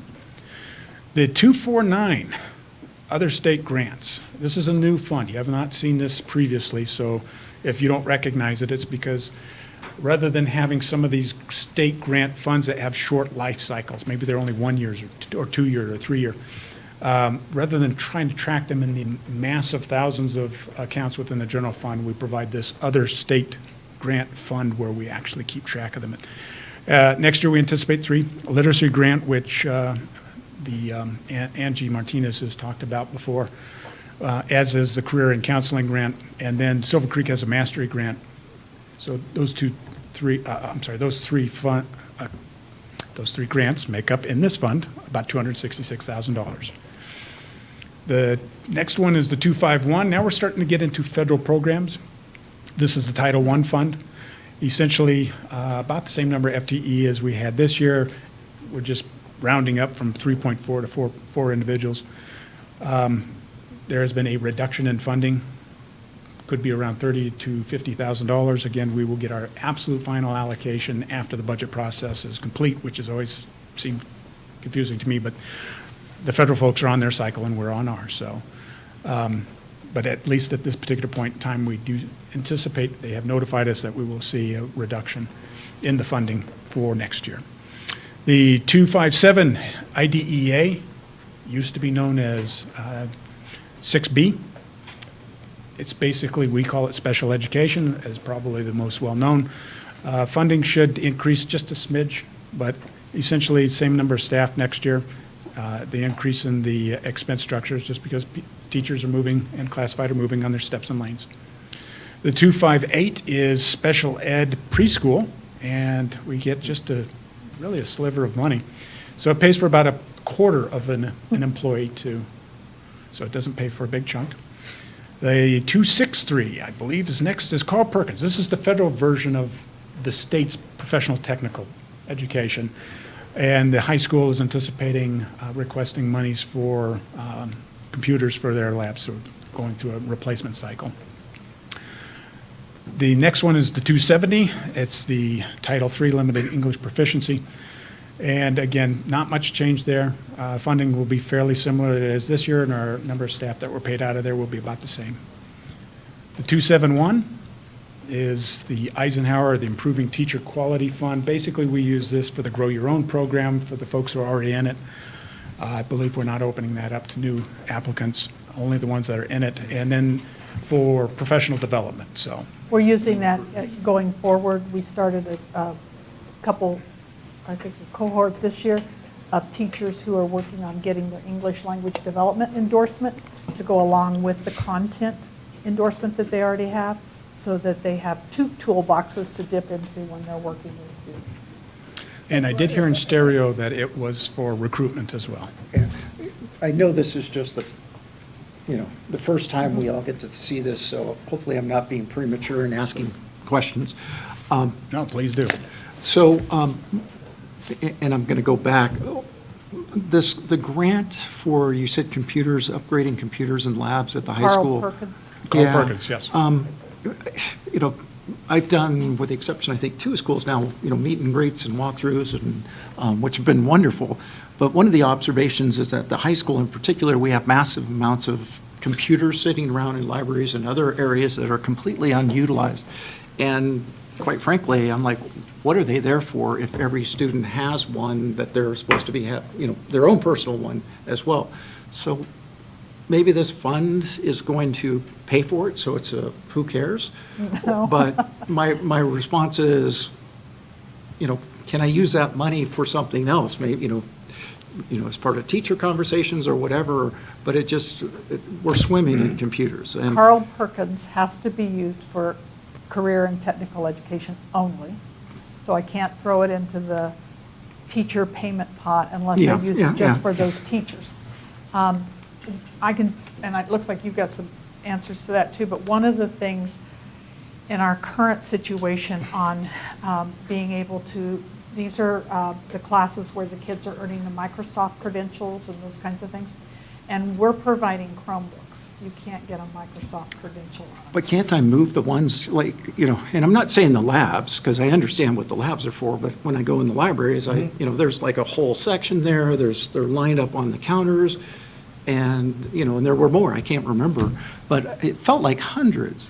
And if I were to guess, it felt like in that high school, we probably, including the Chromebooks and whatever's being assigned to the students, either they have their personal, we're assigning, plus all this other. My gut is we have probably 1.5 to 2 computers of some type per student. And that seems absurd, to be honest with you. I couldn't give you a number. I couldn't speak about the library. I can speak about the labs where the kids are actually in class. Well, those are learning different those use profile, and I Yeah. get that. But A couple of things I can tell you is, first of all, as a writer, you don't want to write something serious on this thing. They're nice. Google's nice. Google's fun. And just until, Teresa? Where's Teresa? Behind you. Turn the other way. When did you open up CloudPrint? Just recently, right? I mean, we can print from the Chromebooks now, but we could never do that before. So you couldn't print from one of these things. You had to go to a PC and open up your account and go to the library or one of these classroom computers that had to be sitting there. So there were limitations on printing. There were limitations on, if you want to do serious writing, you want to use Word or something like that. You don't necessarily want to use Google Docs. I'm with you. And I like Google. I like Google Suite. I'm a Google fan. For everyday work, it's fine. But if you're going to do something serious, you're not going to use Google. The PCs offer things that the Chromebooks don't. The Chromebooks are wonderful for day-to-day use. Or open up your Chromebook. Let's go here. Let's look at Venezuela. What's going on in Venezuela? They're fantastic for that. They're super. And kudos to the district for making that kind of an opportunity available. There are a lot of computers sitting around, and they don't look like they're being utilized. But you'd be surprised how many times during the day I get a student say, "I need to go to the library and print. I need to go to the library and work on this doc. I need to go to the library and do something else. I just want to get out of the classroom and go to the library and work." Yeah, and don't get me wrong, I'm not trying to say pull computers out, but what I am saying is, based on observations, and this goes across all schools, my perspective is, and the high schools are the worst because we have this one-to-one association already, is we have massive amounts of waste in that particular area. And my solution to it, because I'm a Google fan, I'm not a Chromebook fan. Although, what do I have here? An Android tablet, which is just not much different than a Chromebook, to be honest with you. No, it is nice, right? Yeah, supposedly you can print, but I haven't figured it out yet. And I spent 30 years in high tech. So, in my mind, one, buying more for labs and we already having resources sitting there underutilized, I prefer to see it go that direction. And then the other statement would be, I'm not a Chromebook fan at all. I think it's not, yes, it's convenient because you can very quickly get to Google. That's why they want you to have those, and that's why they want schools to have them. But why aren't we taking the money that we do have and investing those in, real, I'll call them real computers, right? Yeah, I understand, that have yeah. Word, Excel, No, I got you, and I think we're seeing the pendulum swing. We were all the way over here with labs, right? Yeah. And it was great. We were probably, I would think, and you guys can tell me, we were probably one of the best equipped school districts in the state as far as computer labs go.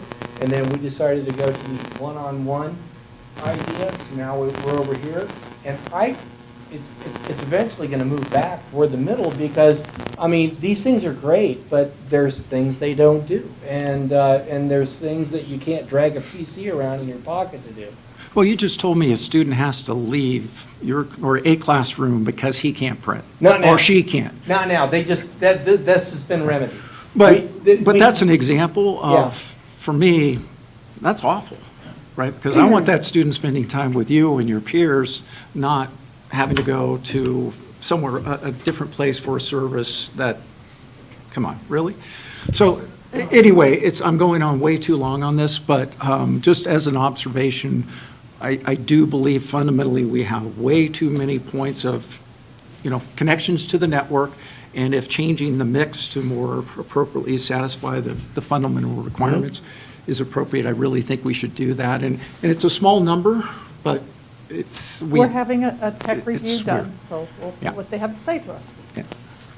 Can I also add to this a little bit, just a couple of bits of information? We actually have reduced the number of desktops that we've been purchasing over the last few years. So that has been coming down, where it was probably 300 to 400 a year. Now that's down to around 150. So that is being reduced, but also a lot of the reason why you see computers out there that aren't being used is we've been leaving them. We've been leaving them in the schools for 6 years or more. So they're getting to a point where we will be retiring a lot of computers and pulling them out.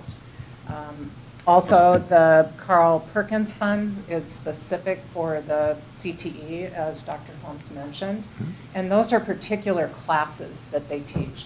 Digital photography, yearbook, multimedia, video Microsoft editing, the Microsoft certifications. So those are really concentrated accounting courses, QuickBooks. They need the full capacity of the computer for that. And then last comment is you can run Microsoft 365 on a Chromebook, so it's not completely incapable of doing Microsoft products, and it is a really useful tool that we've incorporated into the curriculum for several years now. This will be the 5th year. Yeah, so I guess, my challenge to the district is to, I believe we need to rationalize the number of devices that we have and the types from an overall mix perspective. And I think it will help us, especially because we're going to have a budget problem next year, and every little, piece counts at the end of the day. So why don't we jump to tab 290? School lunch fund, essentially balanced fund from the perspective of about 288 from the general fund to keep this program balanced, which is federal requirements. And next year, just to provide you a heads up, federal requirements do require us to bump up about 10 cents per meal. So in order to, the federal government requires us to do that so that the free meals aren't subsidizing the paid meals. So there is a calculation that has to be completed. And is, beyond that 10 cents or whatever it happens to be, is there any other price increase that's being discussed? Not at this time, not that I'm aware of, other than the following year, we'll probably have to do another 10 cents per meal. Right, but I mean, above, it's we went through in probably way too much detail. I went through in much too much detail last time we met. Based on what I have been able to see so far, we have the lowest prices of, any of our kind of comparable peers. And We also, at the same time, have this, amount that we have to pull out of the general fund to fundamentally subsidize the gap in funding that, are in our costs. So it seems like we should be, looking at, whatever we're allowed. Is it, 10 cent we know we have to do? Is it maybe 15 more cents a quarter per meal? And that still keeps us under everybody else. But we need to look at that. I think it's premature at this time to go beyond what we're required to do by the feds because, first of all, you've tasked us with doing the food audit, which is going to take a good significant chunk of the summer to be able to do that. And then I think the board needs to give us some directions on what are your priorities, because when you listen to this food conversation, it can be from anything to the way it's plated, to whether it's fresh or whether it's been frozen and heated up, or the nutrition content. And so you need to give us some priorities on that, of what is the most important factor to you, so forth and so on. And then we'll be able to have a better idea of what is the money that's needed to make that happen, and should we be raising the prices more or not. And it also sets you up for a good place when you get ready to rebid the contract, because that will be coming in the next year or so anyway. So, but just to raise it now for the sake of raising it when we don't even know which priority we're responding to, because it depends on who you're talking to, I don't know, it's not very, in my opinion, it's not very trust earning from our parents who are paying those fees. And that 10 cents is under the 5% threshold that would trigger all of those requirements of public notification. So it's 3.5% roughly as a number. Why don't we go ahead and jump to tab 410, the Land Lottery Fund. These are idle funds that the previous board had set aside. We certainly have a conversation about what, if any of this, could possibly go into that unassigned fund balance. These are uncommitted dollars. Essentially, they will grow by the amount of interest that they earn, but they are idle dollars at this point. Tab 4, oh, yep, yes. Also, those Trustee interest Mandel. dollars have been budgeted in our budget, correct? I mean, yeah. That's income, it's revenue. We've used it within the budget, correct? Correct. And this particular fund, the money that will be earned will just then sit on top of what is already sitting there. It's only about $5,000. So the school plant facility fund, again, multi-purpose from the perspective of paying for big ticket items, improvements, renovations. The middle school renovation is on here. I've asked for $1 million for technology-related projects, and then $1 million on top of the 1.2, 1.3. I believe I put 1.3 as a round figure in for the middle school locker room remodel, and then there's another $1 million. I do have a document that we will provide. If Madam Clerk would like to flash that up real quick, just to, actually, it's one of the attachments, or one of the separate documents I sent you. If we don't have it easy enough, we can, that's okay. Why don't we just jump to tab 427. We do have a list, basically, to bring closure to that. We do have a list of the items that those dollars would pay for. And Mr. Royal has put together a 3-year, which is basically the amount of time we have left on that plant facilities, of a list of projects. Collectively, they're about $3 million. Each year, it's averages about $3 million. He has on there about 600,000+ that's committed, but then there's some other placeholder projects. There it is, that we would very much, or we might undertake as well. So that's why I'm asking for the $1 million. We'll include this in the budget book. It's far too many line items to go through. So if we can jump to tab 427. This is our bus fund. This is where we are required by the state to transfer the depreciation for bus. It's part of the funding that they send us into this fund, and then use that for replacing buses. The forest fund dollars will then also, as traditionally, is not a requirement, the board can certainly change it, but has traditionally been transferred to this fund as well. So that 162,000 from depreciation as a round figure, and the 30,000 is what makes up that 197. And there's two buses that, at this particular point in time, the Transportation Department is looking at requesting, one of which the board has already approved. The second one would be a minibus, but that is some point in the future, we would bring that before the board to request to go out to bid for. The carry bus that we no longer have. Yeah. Insurance will cover some portion of that, or is That's that accurate. changing the budget expectations for next year at all? Possibly could. It could enter the equation. They have, our insurance company hasn't formally notified us that it is being totaled, but they have verbally notified it, so I don't anticipate it'll make a return, But so. we're not anticipating on replacing it because we're reducing routes next year by combining routes. So we're not anticipating replacing it. Okay, thank you. And Mr. Blackman had pointed out that there's a bus that we were using in our southern routes that we're transporting to Yeah, that's Manitoba. right. Yeah, that's right. So that's really what I have for you. We have, at the beginning of this, tabs for the general fund, which is beyond all the tabs that we've already looked at in its mass. I suspect that it's probably a desire to review that online in the budget book rather than go through it in nauseating detail again tonight. But as I mentioned, it is our plan to put the budget book together and have that available for public consumption next week. There's no action that's taken on this particular meeting. In June is when we'll actually present anything that you'd like to review or go over again. But that would be the evening that we would have to take action to adopt, or 14 days thereafter.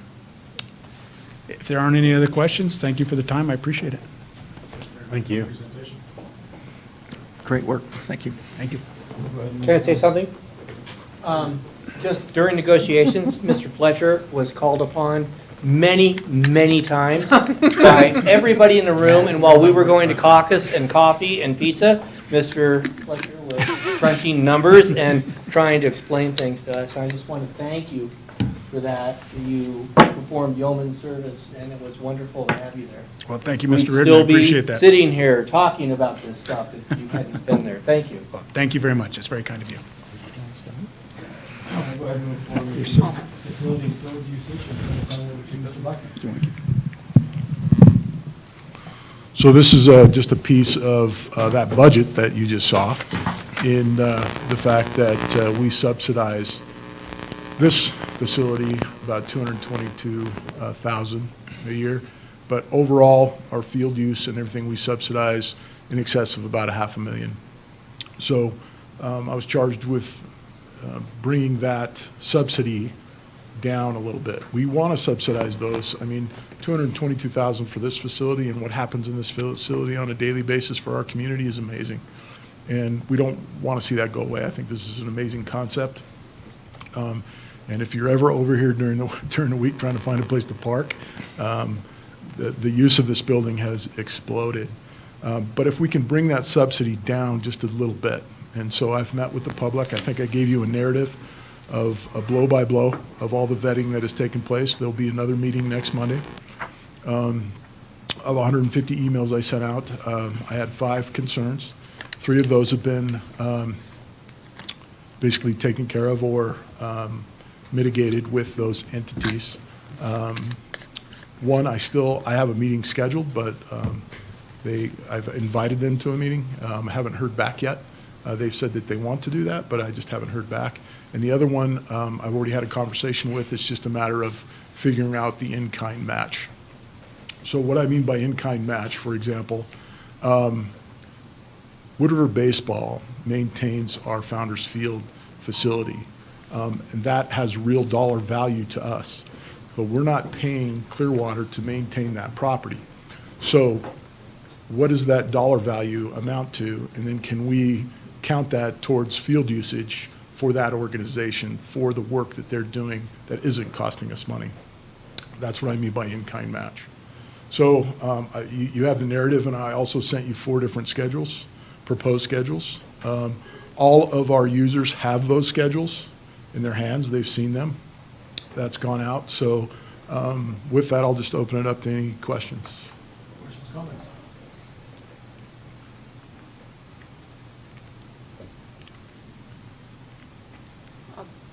I'll just say I really appreciate that you did present the timeline of the conversations you had with our community partners. And I appreciate that that the district and you have taken the time to really communicate and do our best to communicate and come to an understanding on why we need to do this and why this is happening, and then to address specific concerns. So I just appreciate your work on this and informing us of the exact work that's been done. Thank you. Has there been a lot of pushback or? No, I've only heard from 5 organizations, and at the initial meeting, I think there was some fear of what was going to happen, and I think we were able to dispel a lot of that, because it was really a message of, look, we subsidize these facilities at quite a large amount, but at the same time, if we can lessen the burden on the general fund, then it takes that burden off of, it's $50,000 that we don't have to pull from somewhere else. And every municipality in this area charges for their field use. Every school district charges for their use. Now, we're still the best deal in town by far, and we did try to make sure the schedule was not overbearing for our users. So when we looked at Twin Falls School District, for example, we're way under what they charge for fields and gyms. It was just enough. We're trying to get it as close as we can to that 50,000, relieving that burden. But there are a lot of pieces to this pie. It's not just the fee schedule. So we do have some expansion in square footage in this building by some of our subletters. That will increase our rent revenues on this facility alone. So with that will also relieve the pressure on that 50,000. So everybody knows if everyone comes to the table and just does a little bit, then it really doesn't overburden anybody.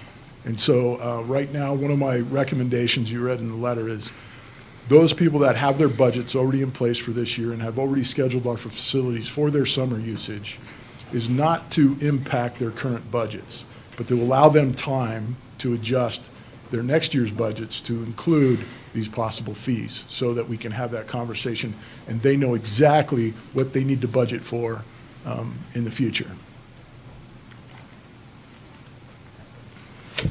Further questions, comments? Okay, we'll go ahead and move forward with the. Oh, I do have one comment. I know this is a contentious issue, and I just want to commend you for how well you've done this and how, little negative feedback there really has been over something that is, a fairly significant change. So, thank you for that. That's great work. Well, we have some great community users, and Yeah. And we have a 50% reduction in the rates for our own community users. All right, now we'll go ahead and move forward with the draft policies. We have draft policy 203.1, formulation, revision, and adoption of policy. 203.2, policy committee. Policy 408.2 and 425.3, bereavement leave. 408.3, 425.4, personal leave with pay. Policy 502.2, administering medications. 502.5, dress code. And 610, high school graduation requirements. Are there any questions, comments regarding these policies? And I do know that from previous, that there was a question about the student dress code. So Mr. Pierce, if you wouldn't mind coming up to speak to that.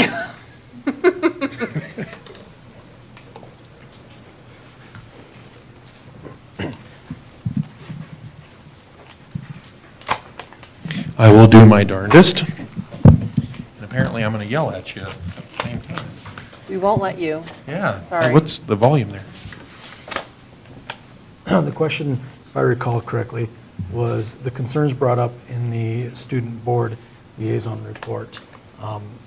Does the new policy correct those issues that were brought forward? I believe, to the best of our ability, it has corrected that. I think probably what was spoken to more in the questions or concerns from the students is really revolves around the enforcement process that also goes along with this. I think what was referenced was what one person may be wearing can be worn by another person, and it's a problem. And I think that what we were trying to speak to is, or when we took the information in from the student, what we were really trying to speak to is really trying to have a good, safe, clean environment for our students, one that's workable, and maintaining what would be, a consistent level of enforcement with the dress code. A couple of the issues that did come up, and I don't want to speak for the entire committee because there was so many more comments that were made through it. But I think one of the concerns that was lifted, I know I levied one concern that some of the dress policy does tend to reflect bias towards one gender more than another gender through the policy. There tends to be a little more of a question about what is or was not appropriate for female students versus male students. And I believe we've done a good job of trying to remove much of any of the conversation that would be revolved around that, and then it turns into a question again of just enforcement.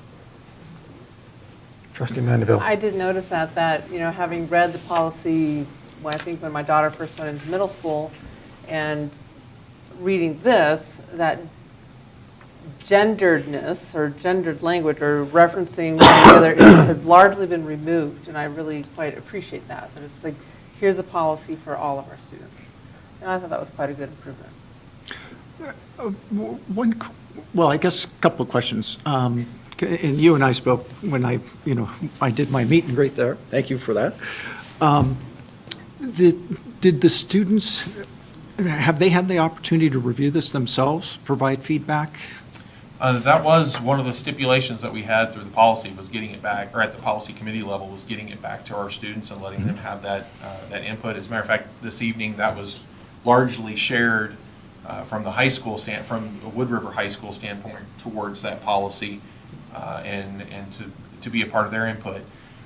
As far as my conversations, at least at the high school level, when I met with the student leadership to explain that this is their opportunity to have that voice and that they should take that opportunity, I think, again, a lot of it revolves around trying to help them understand how a policy can be written in a way to where times do change and fashions change. What was hip in the 60s is not maybe what's okay for the 2016s and 17s. Give it another 20 years, it'll be fine. Yeah, retro always comes back.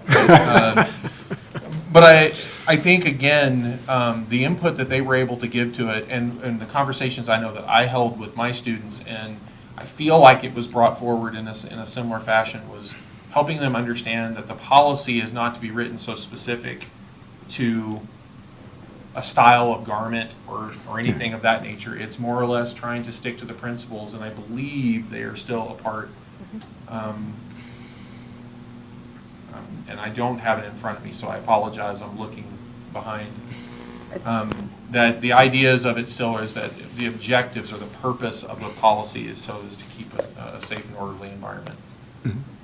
Yeah, I would say that it begins with that. It begins with the dress in a manner which is appropriate for an effective educational environment. Correct.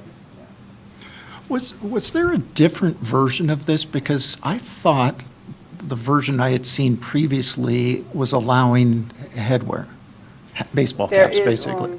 There is some. I mean, there is for... when I was looking at it up here, I noticed it said, basically it's not allowed except essentially if I believe you allow it. A lot of the provisions that are in there is that there are those special days, or there's dress policy that happens, but it's oftentimes maybe a homecoming week, and there's dress up days, and there's different things that are going on now. All still require that they are maintaining, a positive environment, one that school spirit should not take decency in any way, shape, or form. I mean, we still need to be able to conduct school. So the building level administrators still retain some authority over allowing for those or making some. I think, again, what you're referring to is the wearing of headgear. And I think, as I'm looking at it, number 4, students are prohibited from wearing head coverings in school buildings during class days, except as may specifically be authorized by building administrators or designees. correct me if I'm wrong, but I'm reading that as class hours. So in the hallways, they can wear it, just not in the classrooms during class. Yeah. Well, I would tell you that if you were in our building in a classroom, a lot of that is at the discretion of the teacher as well. Most of what we worked on in that level, and this is, I'm speaking for Wood River High School at this point, we were the ones that stepped out and tried something, and that was specific in my building to the request of our students. Students came to us at the end of the year to talk about the entire student handbook, and that was one of the items that was brought forward. The idea is that, again, creating and maintaining a safe and healthy environment. That also includes not distracting from the educational environment. I would say that if a student is wearing a hat that was very large and in the way, and a student couldn't see the front of the room for some reason, teachers have discretion over and the control of their room. I think you would probably find if you walked into some of our classrooms, there might be a student that is wearing a head covering of some kind, provided that it is not distracting to the environment. I think we came to a point where we were being the hat police. Just, yeah, I mean, you could consider it that, students walking around with a hat in their hand, but they're not supposed to have it on their head. And then as soon as you walk by, pops it right on their head. And then it became a question of what are we doing and why are we doing this? And it's a control issue. And rather than that being the issue of control, what are we gaining or what are we losing from that and leveraging it in a positive way? I believe it's had a very good effect on the campus. We do have to, the management side that we deal with, and I believe other schools may find themselves in this manner, is we have to deal with some of the screenings, if you will, on shirts or hats that may have logos or something that may not necessarily be appropriate in a school setting, maybe in a social environment somewhere else. But we do manage that. I believe we're doing a very, very good job of that. Students can't walk in the building really throughout the day without coming right through the office, so we've got plenty of pairs of eyes on what's going on at that level. Yeah, and the reason I raise it is, my first response when I could swear at the version I had seen had it, they could do that, and my reaction was, that to me is a sign of disrespect for the teacher, and I actually brought it up with Superintendent Holmes, and she made a very interesting point to me. It's like, well, in the culture she was raised in, hats were not to wear one was a sign of disrespect. I'm being very disrespectful right now. Sorry, and Grandma. so it was an interesting and eye-opening conversation for me. Very So cool. I guess my coaching request is, I can't show my age and some of my past cultural expectations and expect everyone else to do the same. So I think, we you as an administration and the teachers, use the best judgment you can, and hopefully everybody can make it work. So. One question I do have regarding the policy 203.1. I noticed it was tabled until the April 26th meeting. Was there any resolution at that or discussion during that meeting? No. Okay.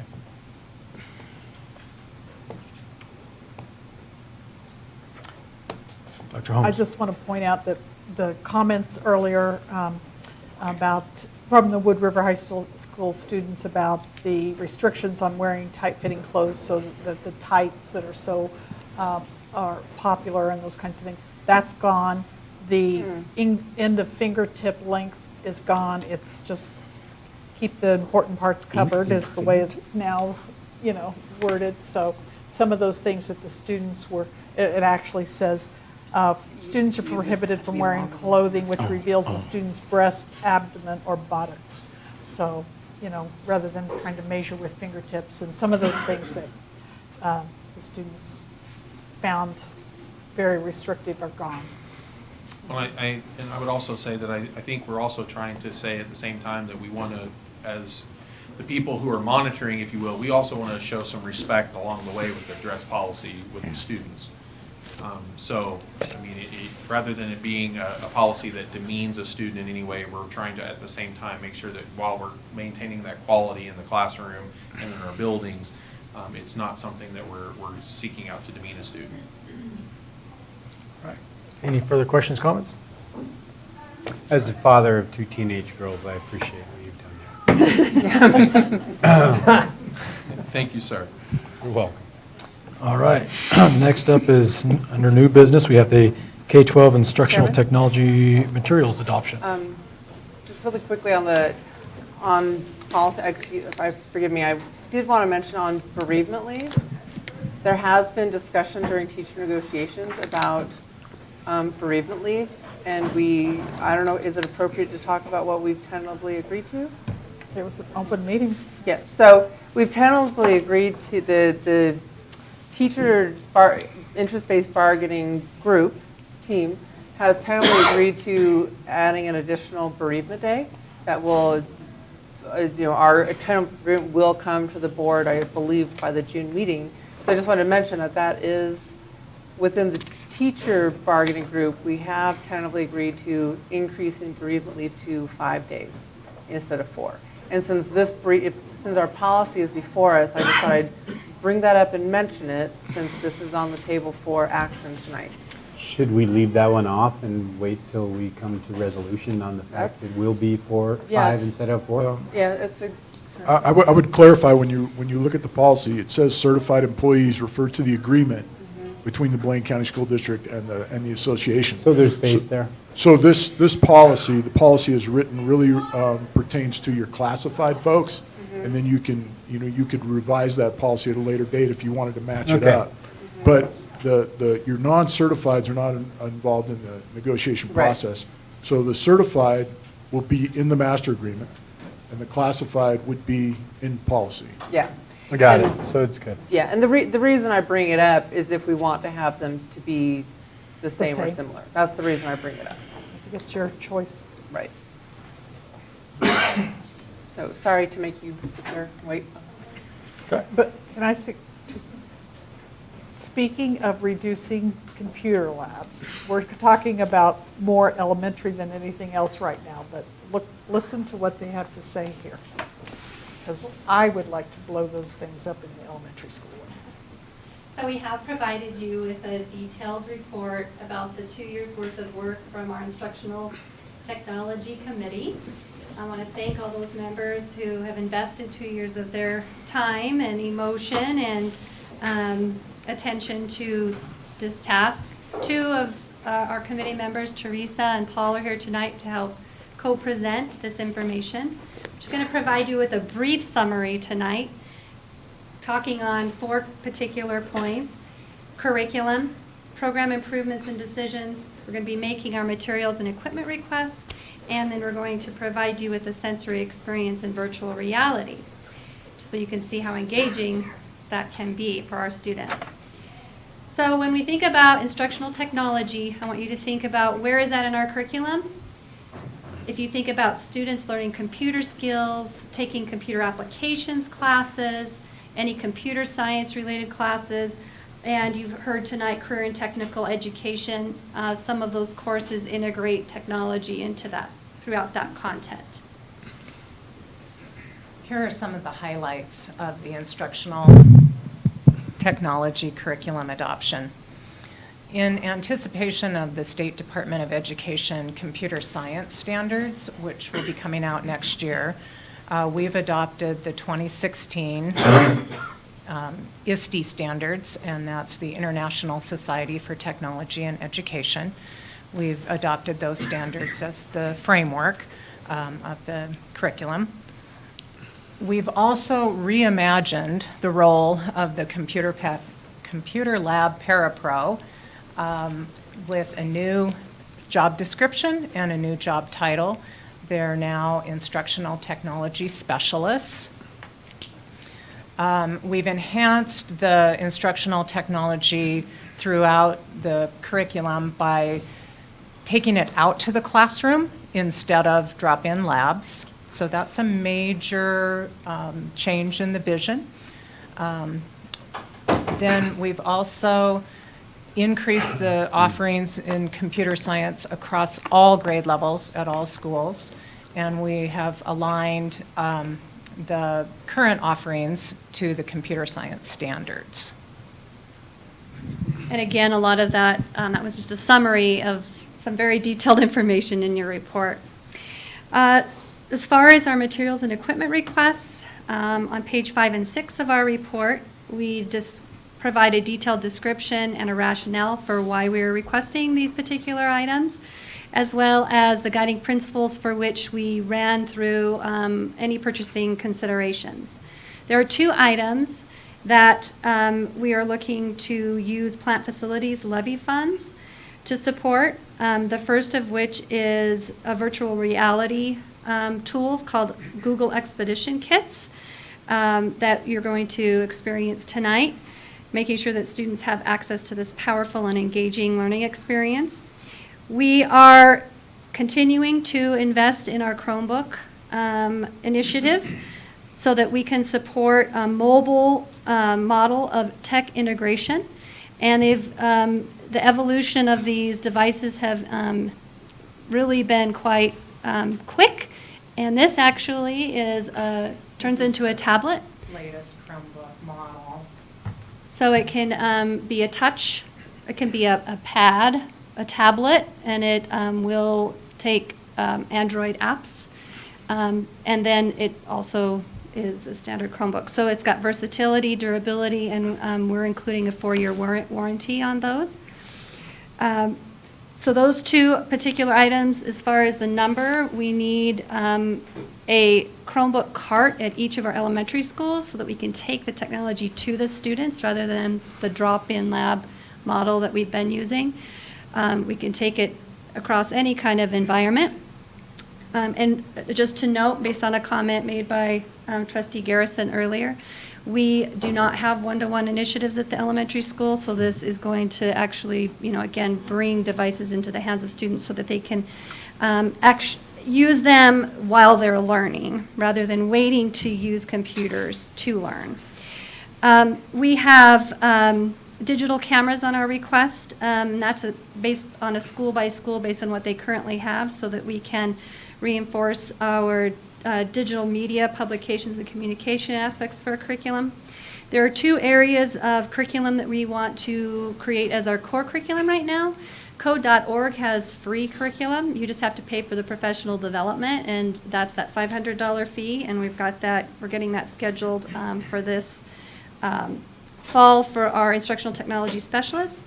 And our a new kit that's coming out, Little Bits Coding Kits. And so those 2 core curricula will be written into our MAPs for K through 8. So we have a written computer science curriculum and expectations for that instruction. Then also we have 3 high school CTE courses, career technical education courses, that after a review of current resources in their classroom and where their gaps are, for the adoption, we have a class here at Wood River High School. It's the computer TIA IT fundamentals class. Needs additional new textbooks, and then our business management class at Wood River High School as well, and then a business law class out at Cary. So those are all reflected of updated, more current textbook resources for those courses. So that would be a total of $25,303 from our curriculum funds, with a grand total for this adoption of $83,197. And now, Paul? As he's getting things ready, do you guys have any questions? Yeah. So for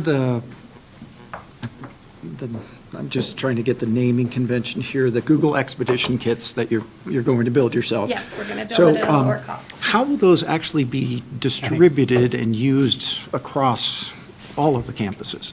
Do you want to talk about that? Sure. Since there's only 30. Well, there'll be a kit of 30 for each school.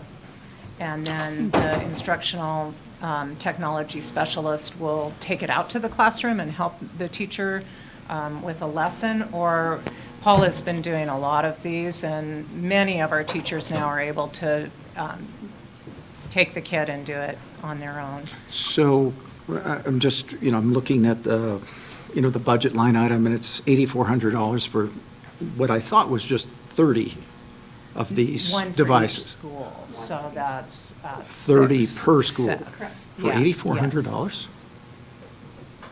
Yes. Whoa.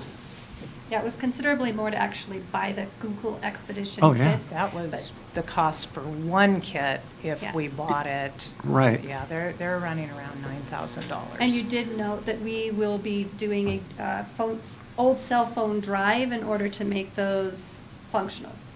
So rather than buying old cell phones, we're going to do a community drive to bring those devices into the school. So I don't know if you guys noticed, but I just saw today someone's opening a virtual reality gaming salon right next to Domino's wow. Pizza. So I'm like, oh my God. I better go. So, yeah. Okay. So off you let's run. have Paul give you a little demo of what this looks like. So I'm Paul That's a good Zimmerman. idea. I am a Sorry about that. technology innovation specialist. Part of my job is coming up with ideas like these and seeing large ideas and trying to make them more affordable and usable for us. And I try to think long term, so that's why these viewers were picked specifically. How about that? Better? I'll try not to talk too fast. This is technically my 42nd session I've done with my kit of 24 that I have right now, all recycled phones. It's been pretty great. What we're going to do, the tool is great because in this very, very small demo, usually we do about 50 minutes, 55 minutes with students. We're going to do it in about 4 with you guys. And the Buckle speed at up. which I talk. Right, buckle up. So one of the most powerful illustrations is perspective. That's one thing that we're able to illustrate here. We can show you in a book, or you can see a video, but seeing it in real 3-dimensional space really does make a big difference. So to the management of this, it's all controlled from one device. So the students, instead of VR where they're playing a game, they're all looking at the same thing at the same time. Yes. I don't know if I want to complete the whole time because I get nauseous. So for fun, if you look, in the bottom right corner, that this is part of the versatility of all this. In the bottom right corner, there's a little square with some lines. If it hurts your eyes, you can take it out of the viewer and press that, and then it's just in regular mode, and you can just look around the room. Oh, okay. So I can accommodate both. So Yes, because I've gotten nauseous. of 41 off of sessions that, I've done, so- I've had one person get sick when they were doing it, and it was John Blackman. Right guy right there. It does help stand up. It does help to stand up. Okay, let's play. Because when I was in my chair, I got Let's sick play. when I stood. All right. Especially great when you fall. So take a look in your viewer, That's what we I was like. like this. and when you're looking, find the planet Earth first. All the way down. Where'd it go? Look all around, 360 degrees, and try to find planet Earth first. So Dr. Holmes, look all around. Find the sun. If we're looking there it around, is. let's look right here. I can also, on my viewer, Oh, I point out got it. something. So you see the planet Earth. The point of this exercise is notice the Earth and the small dot next to it is the moon. So we can see that they're pretty small compared to the sun over to the left. This is something that's important for students to see is it's 109 times larger than the Earth, the sun is. But when they look at this, they can see it in 3 dimensions like Mr. Clayton's doing. You have to look all the way up to see where the sun is and see how big it really is compared to the Earth. So that's part of this. Now, getting into perspective, we've seen the perspective of the planets. Give me about 3 seconds. I'm going to switch what you're looking at, and I'm going to show you something else. Yeah. Take a break. So you saw before that the sun was obviously bigger. Do you guys see that big sun over here? Yeah, right. Everybody in the audience saw that? I have a kid of 30. I should have set it up for everyone. So look in this one. Now you'll notice your perspective is different. Before, the moon was obviously smaller than the sun, but now, if I'm thinking from a student learning perspective, now the moon looks bigger than the sun. Mm-hmm. So my goal would be, why do you think it's bigger? Why does it look bigger now? It's open to anyone. Why does the What moon was your look question? Why does the moon look bigger now versus before? Because I'm sitting on the earth. It's our perspective change. Well, Your it's Earth perspective right change, there. that's right. So in this case, now it looks like the moon is bigger than the sun. It looks that way. But if I move the moon in front of the sun, what's going to happen? At this Eclipse. perspective. Eclipse. An eclipse, that's exactly right. And then we can use a tool like this to make the eclipse happening in August more real by letting them see the perspective. And in this case, we've taken people to Antietam for Civil War things. We've gone underwater. We've gone to Mars to explore Mars bases. There's 432 places as of now that we can go, and they're adding more all the time. The software is free. The locations are free. Just like that. Impressive. Well, that's pretty fun. I'm a little disappointed. My daughter said she got a tour of the gastrointestinal system. Digestive system, that's correct. All right, Yes. do you have any other questions from us? We'll be back next month with hopefully this is. A request. I've worked with Paul, and I just want to say that this is high-tech on a low budget. And this is the kind of stuff he does all the time. Well done. There is not a teacher in the district that has worked with this guy that has anything bad to say about him. He comes in, he is an innovator, he is an educator, and he is a gem. So I guess my one big question in this whole topic is, at the bottom, it's here's go spend a bunch of money, right? So the one area that I don't feel like I personally have enough information is actually the curriculum aspect. I see the hardware aspect. We want to invest in buying these things, and Paul's thing is a no-brainer for $8,500. No worries there. But, buy me all of these new yoga Chromebooks, right? But to do what? Just telling me that it's, we're going to conform to, certain Idaho or international standards. I get it, but what's the actual curriculum that these devices will ultimately support? And what impact are we expecting that to have, or what positive outcome from a student perspective should we expect from this investment? It should support a lot of our curriculum, a lot of the content, accessibility to the content, integrating the tool to learn the content and apply the content through projects. So you can't limit instructional technology to a specific activity per se. It's integrating the technology while students are learning. It's a tool. It's another access point to communicate, to collaborate, to design, to perform certain tasks. So it is integrated with the curriculum. And in an effort to meet those standards, I'm sure you read them because you always do your homework. They are very broad and global. Mm-hmm. So the curriculum has to be designed by the teacher, thinking about his or her lessons every day and how can I integrate technology to increase student engagement, to create a more meaningful experience using these tools. If you had a question about specific curriculum on this is for, we're only requesting specific curriculum for the coding curriculum that we're adding. So you're not asking for the $50,000 for new Chromebooks? No, that's the tool in which we're going to integrate the technology throughout the curriculum. Right. And correct me if I'm wrong, but a lot of our material adoptions, whether it be math, science, language arts, come with a technology piece that can be accessed then for all these different subjects or curriculums via the technology that we're using. Sure, accessing, a lot of our curriculum is digital now, and accessing it is a key strategy for us, yes. Dr. Holmes. I think of technology in schools in two different ways. And one is the actual learning of the computer science. And we haven't had that at the elementary level at all. So now we're going to start teaching some coding and those kinds of things at the elementary level so that they have that technology literacy. But the other half of technology is like this pen. It's a tool I use as a part of my learning. And I don't have a curriculum for this pen. It's a tool that I use in my learning. So that's always seems like the balancing act that we're taking when it comes to technology. One, we want to teach them how to create new technology through the coding and those kinds of things. But we also want to totally integrate all those tools of modern day learning. And I don't write a curriculum for how I use a pen or a piece of paper. Right, it's a sharp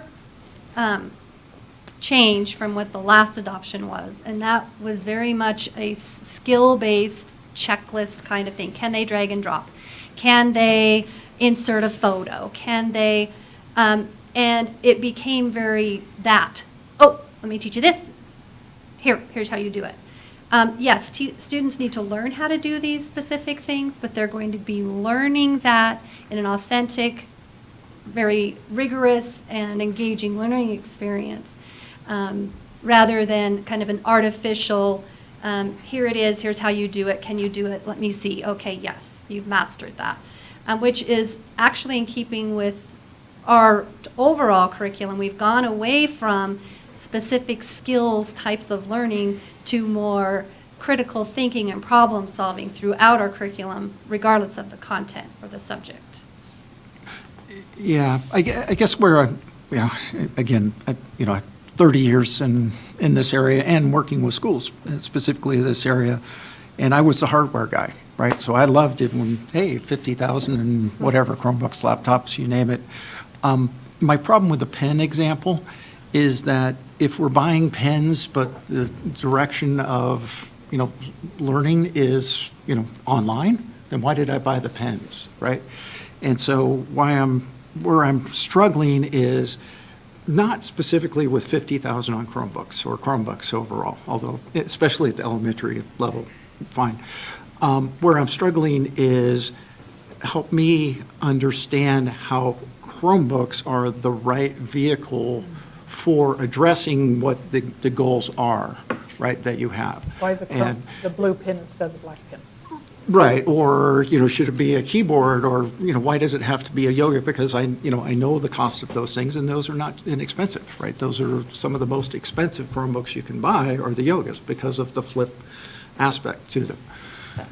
Well, they are relatively new, but they are inexpensive in comparison to other platforms, so How much versus, the $365, and that includes a 4-year warranty. Mhm. So the base price is $260 so that's comparable to the cost of the Chromebooks that we've been purchasing that don't have the flip and the touch screen. So this is the next generation of Chromebook. I think it's been chosen for a number of reasons.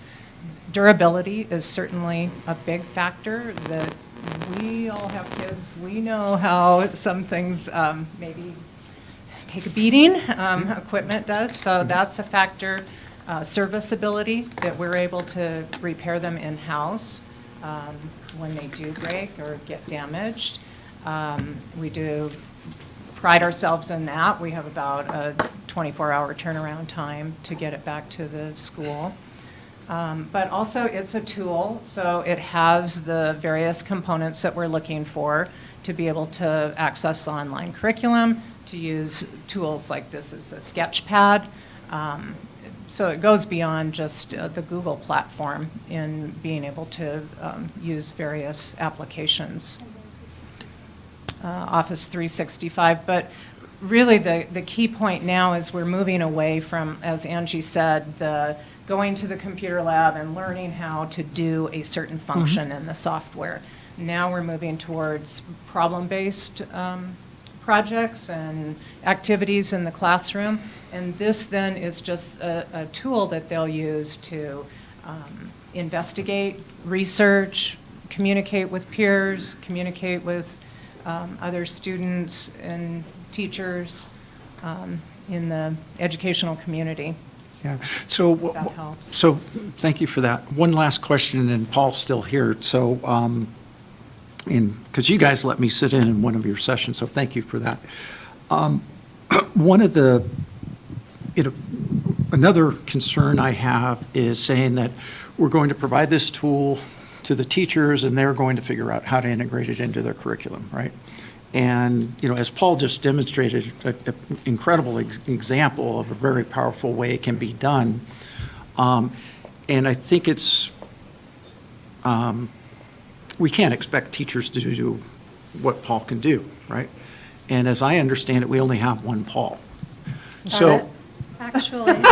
Darn it. yeah. We need more. So how are we going to basically take that guy and carve him up into Don't carve them out. pieces that can be shared as a resource so that we really, I don't want to buy them, give them to the teacher, and the teacher just does the same old things they used to do, right? And we've massaged them a little bit to meet the new standards, but the reality is our desire and expectation should be much higher, but I only have one of that guy. Teresa mentioned that we have changed the job description of our current computer skills or computer lab parapros. That title in and of it said that they are paraproing over the computer lab, and that's not the skill set that we need with today's emphasis on this as being a core subject. So what we're trying to do is replicate is in some ways the same objective that Paul is providing. Paul will network with our instructional technology specialists because he's out in the forefront, he's always looking.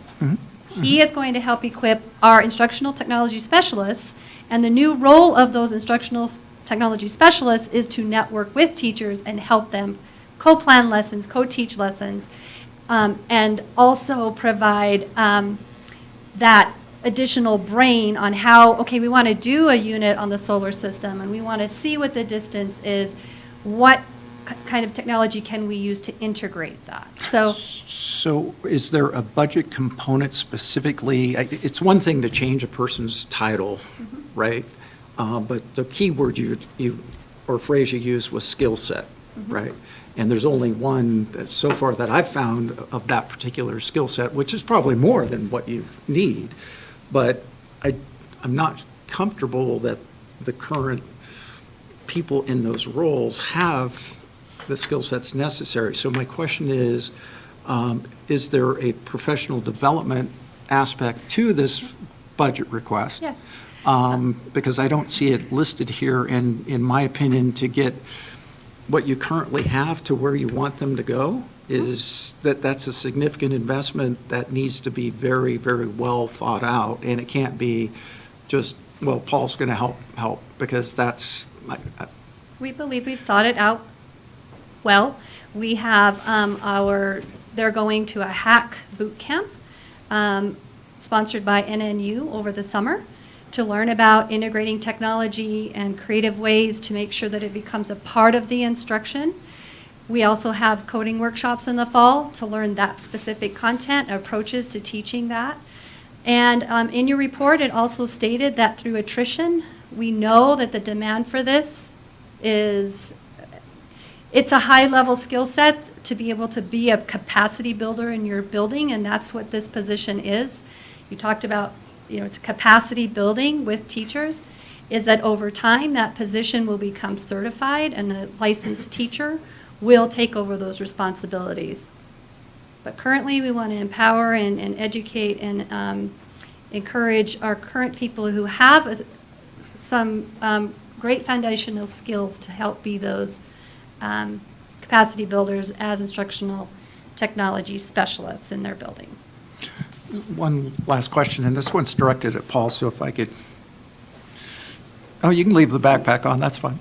And I'm asking you to do an employee skill assessment of the current people in that role that you're going to be supporting and hopefully participating in. I would strongly caution against evaluating employees in a public meeting. Yeah, no, I get it. I think we're beyond the Let me scope ask of the our question, if discussion. it's inappropriate, definitely shut me down. Do they have the skill set? I think is an inappropriate question.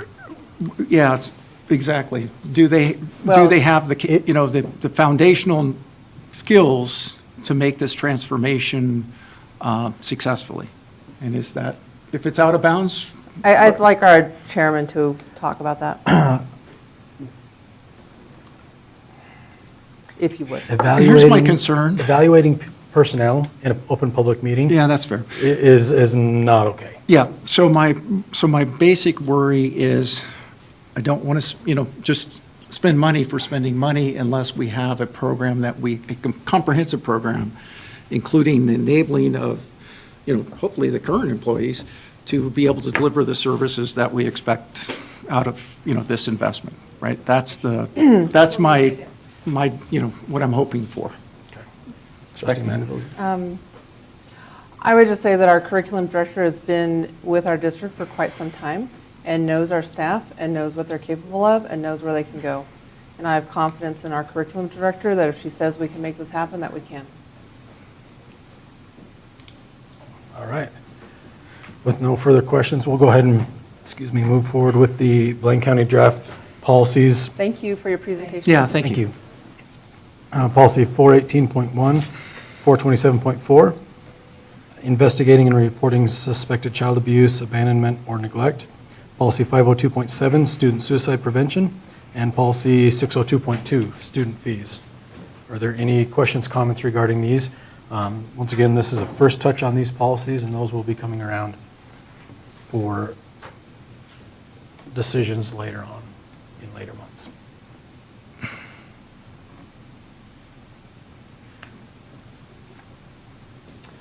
Seeing none, move forward with the public comment. Seeing none, we'll go ahead and move forward with the consent agenda.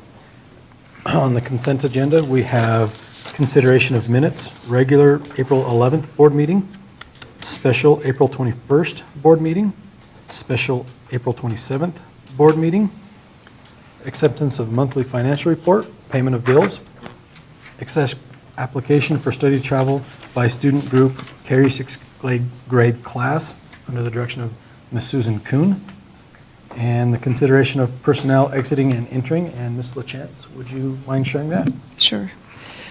Certified staff exiting, Tanner Dredge, 1.0 FTE, 6th grade math teacher at Wood River Middle School. Christopher Hansen, 1.0 FTE math teacher, category 1, which is a 1-year limited contract at Wood River High School. Certified staff recommending for hire, Gabrielle Bryant, 1.0 FTE, 6th grade math teacher at Wood River Middle School.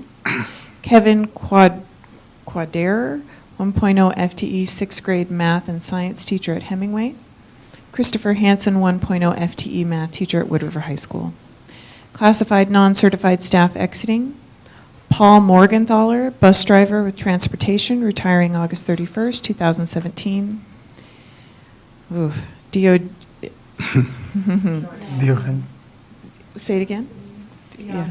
Diogeny, thank you. De Silva, custodian at the community campus, I'm so sorry. Richard Meekum, bus driver with transportation. Julio Mitma, head custodian at Haley, retiring August 31st, 2017. Brian Clore, maintenance custodian with maintenance, retiring August 31st, 2017. Classified non-certified coaching staff exiting, Craig Kaminsky, head 8th grade football coach at Wood River Middle School, coach only. Amy Evans, assistant girls soccer coach, Wood River Middle School, and Tanner Dredge, head girls soccer coach at Wood River Middle School. All right. At this time, I'll call for a motion regarding the consent agenda. I move that we accept the consent agenda. Second. Any discussion? Those in favor? Aye. Aye. Any opposed? Motion carries. Item B is social emotional learning material adoption. This was presented last month. Are there any questions, comments?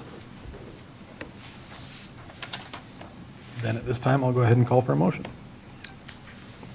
Make a motion to approve the social emotional learning material adoption. I second. Any discussion? All those in favor? Aye. Aye. Any opposed? Motion carries. Item C, permission to publish Blaine County School District Budget 2017 budget summary and notice of annual budget hearing. I make a motion to grant permission to publish the budget summary and notice of the budget hearing. Second. Any discussion? May I? Mr. Reardon. Without a ratified MA? It's a budget summary. We are required by law to publish that this is coming up. Just need to ask. Thank you. It's all right. It's not the breakdown of where the money's Right. going to sit. Right, gotcha. Thanks. All those in favor? Aye. Aye. Any opposed? Motion carries. Item D, approval of utility easement. Are there any question, comments?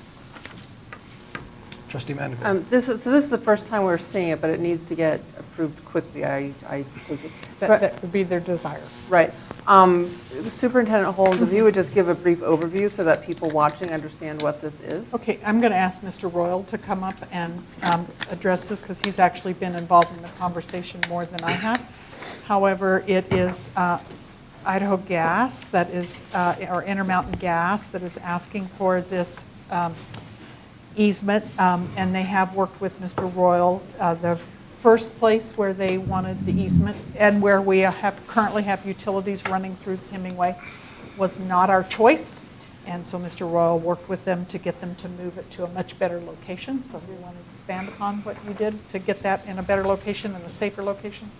Intermountain Gas is looking at upgrading their capacity for Ketchum. They're at capacity or getting close to capacity. So what they want to do is bring in higher pressure lines to the valley and put in more lines, loop their lines so that they can continue to provide the level of service that they've come to expect up there. And there's a lot of growth going on, so they need to do that. So they came to us, and it wasn't really their first proposal, but they wanted to stay out closer to the bike path towards the front of the building, and we thought that the line would be better along the backside of the property. So. Which is really close to the building. Yeah, so the proposed, the original proposal was along the bike path, along some of the streets, and we asked them that they couldn't keep it further back on the property against the fence line beyond the ball fields. And so they agreed to do that, but I think they're going to run thousands of feet of pipe that they said through the valley, and we've had Idaho Power do upgrades before, and they've asked for an easement through the front part of the property where there are already sewer lines, water lines, things like that. So, but we just thought it would be better along the back side of the property. It also doesn't prohibit us if we need to ever build on that. We're not building on top of a gas line. It moves it a long ways away from the building. But we thought whatever we could do to help, build the system so that, we could maintain the gas also to our building, and that, we could do whatever we could do to help them out. So, a couple of questions. Are there gas lines currently running in close proximity to the school?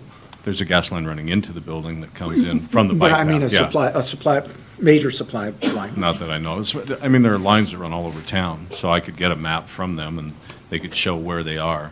I think that map may even indicate, they had a color-coded map where the different sizes of lines were, throughout the valley. So, but they do run high-pressure lines and then lower-pressure lines as it goes to the buildings.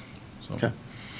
And we don't believe, at least, because we're really being asked to look into the fairly distant future, because that easement will provide constraints on our ability to build or construct anything within a certain distance of that. They're going to put that on the property line against the back fence line. So whatever the width of the machine is to dig, it'll probably be 3 or 4 feet off of that. But I mean, you can't put the school building on top of a high-pressure gas line, right? No. And I'm sensitive to gas lines because, living in California, within 5 miles of the massive Belmont gas line explosion, thoughts of putting gas lines near schools scares the hell out of me, to be quite frank. And they would probably bring those lines if we didn't allow them the easement, and I can't speak for them, but they would probably take it along a street, along the side of a street, which should actually place it closer to the building more than likely than it would be out, 300 or 400 feet from the building along the fence line. And along the fence line, we have setbacks, and we can't put a building structure right on the fence line. Yeah, there's backstops, there's open space. So we don't believe that those setbacks will be any worse than the ones we currently are subject to, or? You mean with the existing utilities that we have? When they, The existing setback. with a fence line, you can only build whatever it is, I don't know, 20 feet or whatever. A gas line, I assume there's an easement space also that you can't construct within a certain distance of that. Yeah, I would think so. I don't know what is that it- is. okay. It would be different. It would be different probably for a school or commercial building than it would be for a residence. The setback off of a property line or off of a gas line easement. There is also an existing easement that runs along the north side of the property that comes in for an irrigation well that the city of Ketchum has. Over So there's a here. well on the property over close to that, and there is an easement that comes in from the north end that would also encumber us from doing anything along that area also. The thing I like about it is it starts to move, there's already utilities running pretty close to the school right here at this end. And it starts that movement of getting these utilities Yeah. over up to the edge of our property instead of running right through close to the building. Doesn't move everybody else, but it starts that trend of if you want to use our property, here's where you run the utilities. Further questions, comments? I'll call for a motion at this time. I move that we approve the utility easement. I'll second. Any discussion? All in favor? Aye. Aye. Aye. Any opposed? Motion carries. All right. Item E is the certification of emergency closures. This is basically required by state law, where we had the 2 days of school closure due to snow. Just fulfilling that. At this time, I'll call for a motion. Go back and do all that.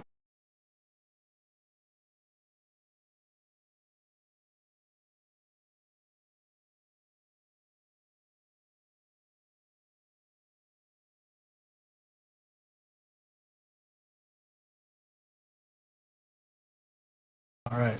All those in favor? Aye. Any opposed? Motion carries. We don't have to turn the crown over the buckets. All right, now we have our draft policies, policy 203.1, policy 203.2, policy 408.2, 425.3, 408.3, 425.4, 502.2, 502.5, and 610. Any discussion? If not, I will call for a motion. Make a motion to approve the listed district draft policies. Okay, I'll second with a comment that I'm fine with just approving these, and then we can revisit the bereavement if we so choose. Perfect. But I did want to bring it up that has been part of negotiations, so we may want to revisit this. So just a heads up, FYI. Okay. I'll second. We're having respiratory issues. Thank you, I appreciate that. I will have one question with regarding the bereavement. Do we have a ballpark idea, Mr. Reardon, when the Blaine County Education Association is planning on meeting for possible ratification? We have one more meeting as a team on the 17th, where we will do some housekeeping and finalize the tentative agreements. Okay. At that point, then the president of the association will set the ratification meeting dates, and we'll meet with our membership and have the vote. So I would offer that to you, but Anticipate by that's the end all. of- I'm not going to give you a date. So Anticipation by the end of May. hope so. Ballpark. Okay. You hope so. All right, thank you very much. Any further discussion? Oh, would anybody like to entertain the discussion of uniforms in 502.5? No, just kidding. No, not at this time. If you will recall the policy, that is up to the school to decide and bring to the board for Okay, approval. sounds good to me. As such, none have I done missed that one. They're not allowed to wear National League hats Right. in my classroom. That's the only. All right. Wolverine green and khaki. Any no further discussion? All those in favor of approving draft policies as written? Aye. Any opposed? Motion carries. At this time, I'll go ahead and call for a motion to go into closed executive session pursuant to Idaho Code 74206-1B to consider the evaluation, dismissal, or disciplining of, or to hear complaints or charges brought against a public officer, employee, staff member, or individual agent, or public school student. So moved. So moved. Second. Yep, second. Whoever moved it, I seconded. We're good. Discussion, roll call vote. Trustee Garrison? Aye. Trustee Mandeville? Aye. Trustee Bustos? Aye. Trustee Clayton? Aye. Trustee Benyon? Aye. Thank you very much for being here.